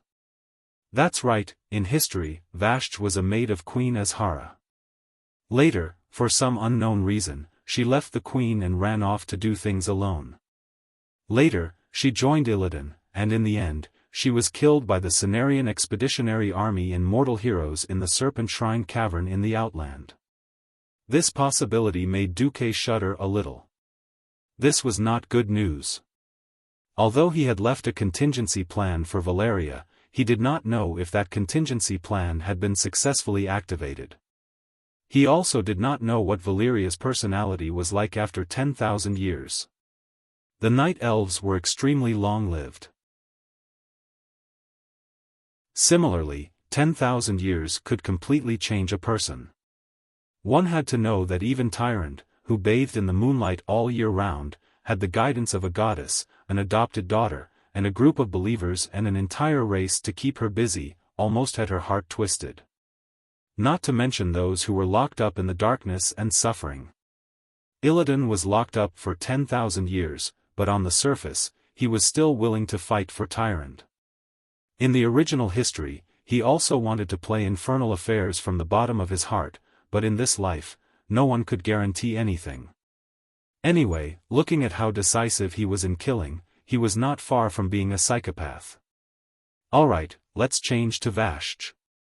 Let's say that Valeria was Vashj, but so what? In this life, Queen Azhara and the elite high elves who were loyal to her miraculously survived the disaster, but were similarly tortured by the aftermath of the energy released by the Well of Eternity. When Azhara City was dragged under the roaring sea by the explosion of the Well of Eternity, the desperate elves had no choice but to accept Zotha's poison curse, and to survive, they had no choice but to accept their new form, becoming the snake Nagas filled with hatred. No one could guarantee that Valeria would not be like Queen Azhara, constantly expanding her own hatred and anger, and finally falling into a serious and irreversible state of madness. On the other side, seeing Duque's shocked expression, Vashj's face showed an intriguing smile. It seems that today is not a good time for a decisive battle. So be it, I will wait for your arrival at the Serpent Shrine Cavern with my strongest subordinates. After saying that, she seemed to take another look at Duque.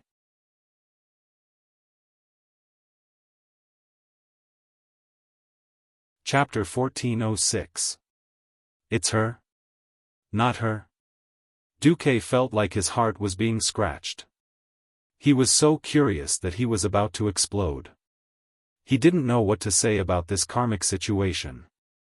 A few years ago, he left. 10,000 years ago, during the ancient war, he abandoned Selija because she fell in love with her master. Although he didn't do anything to Selija and didn't have any psychological burden, he still sold out a subordinate. Duque watched as Vashj swayed her soft waist and her long and terrifying snake tail slowly left with her two huge subordinates. She submerged into the swamp in the distance and swam to the dark swamp lake further away. Duque suddenly seemed to have lost something. At this moment, in Karazhan's room, there was a sudden clang at the door. Duque suddenly turned around. It was Jaina. She came in with a plate of supper and didn't even notice that she had knocked it over. Jaina's face, which was always intelligent, was twitching in pain. Vashj. I found you. Jaina's voice didn't give Duque a feeling of resentment. But Duque could clearly feel the persistence in her that couldn't be pulled back. Duque's heart skipped a beat. Sure enough, time can make people forget many things. If Vashj didn't jump out, Duque would have almost forgotten how Jaina became the queen. The biggest reason Jaina didn't become the girl who sold out her father, who was despised by countless players in this life, was that her father, Daylin, died in the hands of Archimonde, who was crossing west to Mount Hyjal to destroy the Ghost Fleet. Jaina's big brother died in the mouth of the Red Dragon during the Second Battle of the Dark Portal. The second brother, Thanriad's family, and the destruction of the entire island of Kur-Tiras were done by Vashj and her subordinate, Naga, who joined Archimonde. Because Daylin was the king, the eldest prince, the second prince, and even the second prince's son all died, Jaina, the fourth in line to the throne of Kur-Tiras, became the queen. Now that Jaina was behaving strangely, Duque knew that this matter couldn't be resolved peacefully. Jaina, don't be rash. Duque flashed over and hugged Jaina. Jaina's delicate face froze for a moment. Then, every curve of her face softened, and she leaned her head into Duque's embrace. Her golden hair dazzled Duque's eyes. Hey, Duque, do you think that I used to hate my father and two brothers? Duque didn't know the answer, but he knew that Jaina just needed someone to talk to. So he didn't answer. Silence was perhaps the best answer. As expected, Jaina gently rubbed her face against Duque's chest. Strangely, Duque felt like he was petting a cat. I've never thought about hating my father, eldest brother, and second brother. Do you know? In the 2,800 years before the 15 years of the Dark Portal, there wasn't a queen in the Eastern Kingdom. I was indignant, but I always thought that my limit was to build a career after marrying you, to prove that I could be independent. A bunch of queens appeared during the third battle of the Dark Portal. Duque recalled that he was also a professional in creating queens. I know why my father treated me coldly in his last days. An outstanding princess was the biggest threat to a mediocre prince. I accepted all of this, left the sea that I loved, the Dalajan that I loved, and went to the elven forest. Jaina's eyes were dazed, as if she had returned to the time when she was 15 years old. Although it seemed glorious, it was actually extremely lonely. Actually, I had already accepted my fate, and surrendered to fate. I thought that was my limit. So when you let me manage Salamar, I was very happy, really happy. Because there was finally someone in this world who appreciated my ability, and not my beauty. What's more, that person was you, the person I had always longed for. Unknowingly, Duque felt a moist feeling in his chest. Jaina cried. I never wanted to be a queen in this way. Even if I really wanted to be a queen, it should be the Celamorians who trusted me, supported me, and were willing to sacrifice their lives for me. They should raise the flag that only belongs to me, Jaina, and offer me the queen's throne. Hearing this, Duque also smiled and gently stroked Jaina's head. What an ambitious queen. Jaina sniffled, sobbed, and revealed a bitter smile full of poignant beauty. Since the remaining people of Kul Tiraz need me, since my surname is Proudmoore, then I have my duty. Don't worry, I won't be hot-headed and abandon my people and the duty of communicating between the two continents to run to Draenor to settle scores with Vashj. If there's a chance, please be sure to kill Vashj and avenge my second brother's family. Duque was speechless. A moment ago, he was still hesitating whether he should verify Vashj's true identity or something. If she was really Seleka, then it was not impossible to capture her. After all, among Duque's subordinates, there were dragons that could fly in the sky and Emperor Kiraj that could burrow underground. He lacked someone who specialized in water battles. Not to mention the little Naga from back then, there was also the Murloc sage Maugre, who was responsible for wholesale IQ among the mentally handicapped Murlocs. There was really no one who could fight. All right. Now, one of the core members of his harem, Jaina, had spoken. Even if Vashj was really Seleka, he could not let her go so easily. Don't worry, as long as I catch Vashj, I will bring her to you. You can steam her, braise her, whatever you want. Duque swore, completely ignoring the dark clouds that suddenly covered the sky outside Karazhan. It was as if a group of cultivators was undergoing a tribulation. Pfft! Jaina burst out laughing. She lightly punched Duque's chest with her small fists and coquettishly said, "What do you think I am? I'm not the Tyrannosaurus Rex in the crater." Duque suddenly felt really touched. Should he say that this was a woman he had taught since she was a little girl? This personality was many times better than the original Jaina in history. Jaina was a busy person. She ran over and circled around before leaving. As soon as Duque waited for Jaina to leave, he immediately opened a portal and ran to the Moon Goddess Temple in Nasus to find the other person involved. The Night Elves originally had 3 leaders. Malfurion went to cultivate. Oh, no, he went to work in the Emerald Dream. Fandral Staghelm was thrown into the Outland by Duque. He had just been shot in the knee and vomited 3 liters of blood. He was still recovering in the Outland. Tyrant had the final say in all of Darnassus.